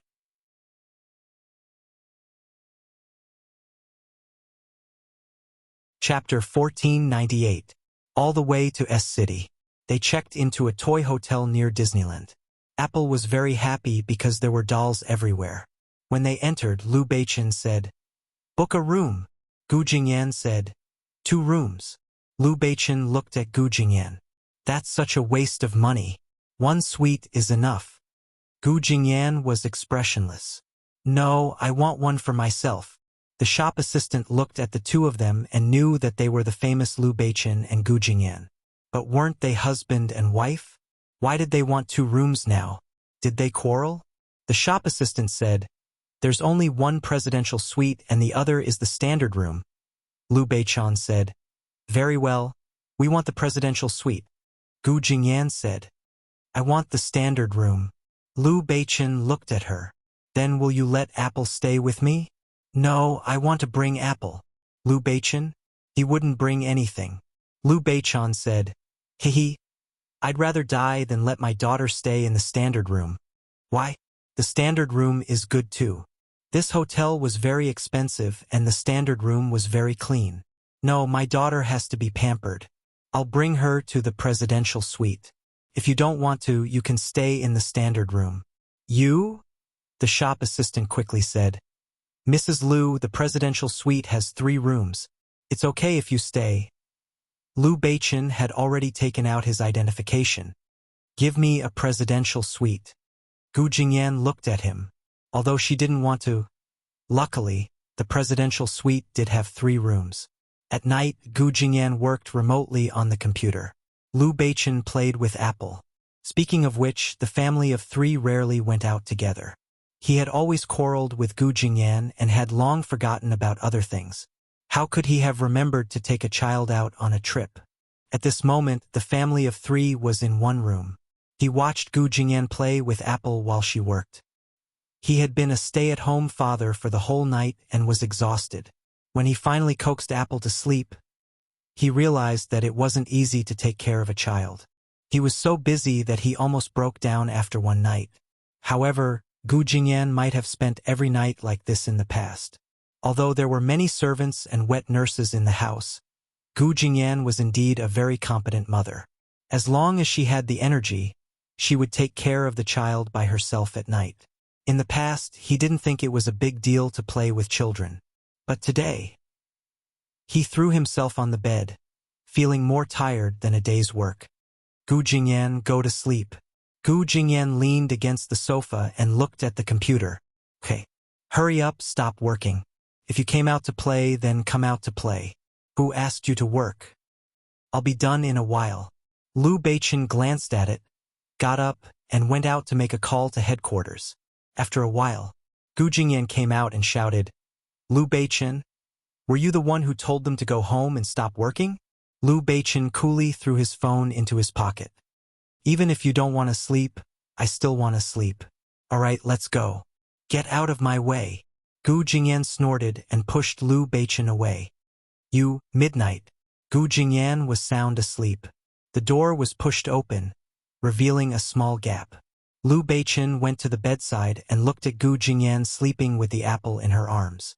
His two little lovers were both so beautiful. This scene was so beautiful that he couldn't bear to ruin it. He just gently kissed her forehead, covered her with the blanket and turned up the temperature of the air conditioner. Then he left the room. In her dreams, Gu Jingyan felt her body itch. In her days, she felt someone covering her with the blanket. But she was really tired. She slept soundly with the apple in her arms and didn't wake up for a while. The next day, Gu Jingyan and Lu Beichen brought the child to Disneyland. This was really a child's world. Whether it was the design or the environment, the details were especially beautiful. Because it was newly opened, it was more advanced than the ones overseas. But there were too many people in Country C. Took a long time to queue up. Lu Beichen took care of the child and Gu Jingyan followed him. The three of them queued obediently. Lu Beichen grumbled, "Why are there so many people? I'll get someone to inform them," Gu Jingyan said from behind. "If you don't want to line up, you can leave. Everyone is here with their children. Why do we have to open the back door for you? Just line up. Look at the children in front of you who have been waiting for so long. How dare you say something and go ahead of them?" Lu Beichen narrowed his eyes and looked ahead. He rolled his eyes at Gu Jingyan. Apple was very excited. She sat on Lu Beichen's shoulder and looked ahead. She smiled and said, Daddy, look, it's almost our turn." Although Lu Beichen was impatient, hearing Apple's excitement piqued his interest. Yes, Apple is so obedient. Gu Jingyan was very hot. She looked at the sun with her eyes narrowed. She was afraid of the heat and her nose was already sweating. Lu Beichen lowered his head and looked at her red face. He looked up at the sun too. After a while, Gu Jingyan felt a chill. She looked up and realized that it wasn't the sun that was blocked. It was Lu Beichen. He stood in front of Gu Jingyan and used his body to block a part of the sun for her. Gu Jingyan looked at him. He was humming a song and tiptoeing as if he didn't care. But how could there be such a coincidence? Gu Jingyan lowered her head subconsciously and glared at him. He was becoming more attentive at this time. In the past, she really thought that she would never see him being so attentive in this lifetime. Finally, it was her turn. Apple was playing happily. She came out and ran to the next place to queue. Lu Beichen hugged Apple the whole time. He carried Apple and let Apple sit on his shoulder. Apple had a lot of food in her hands.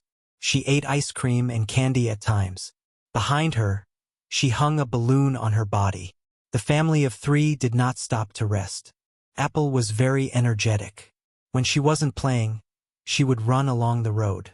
Because Lu Beichen was tall and strong, and the apple was sitting on his shoulder, she could see many things that others couldn't see from afar. She was even happier. She sat on Lu Beichen's shoulder and shouted, "Daddy, you're so awesome. Daddy, move forward a little more." The other children saw this and began to be envious. They said to their fathers, "Daddy, can't you move forward a little more? Can't you lift up a little more? I can't even see clearly.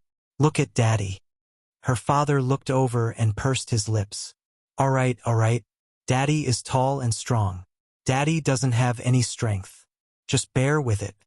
Hearing this, Apple became even prouder. She hugged her father and said, "Daddy, you're so tall."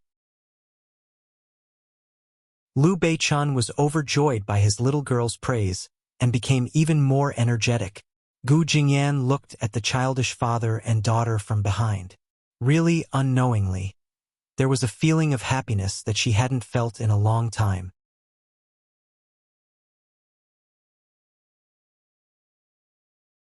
Chapter 1499. Lu Beichen was really too much. As long as Apple acted coquettishly, he would give in. He was such an unprincipled father. Then, Apple said, "Daddy, I want to eat ice cream." Gu Jingyan immediately said, "No, Apple, you've already eaten one. You'll get a stomachache if you eat more." Apple pouted. I'll just have one bite. Not even one bite, no, Gu Jingyan insisted. Seeing that her mother was not going to give in, Apple turned to her father. Daddy, can you buy one for me? Mommy is too stingy. She won't even buy one for me. Liu Beichen looked at Gu Jingyan, not daring to move. But Apple was too clingy. Daddy, aren't you on my side? Are you on Mommy's side too? Sob. There's no one at home who loves me.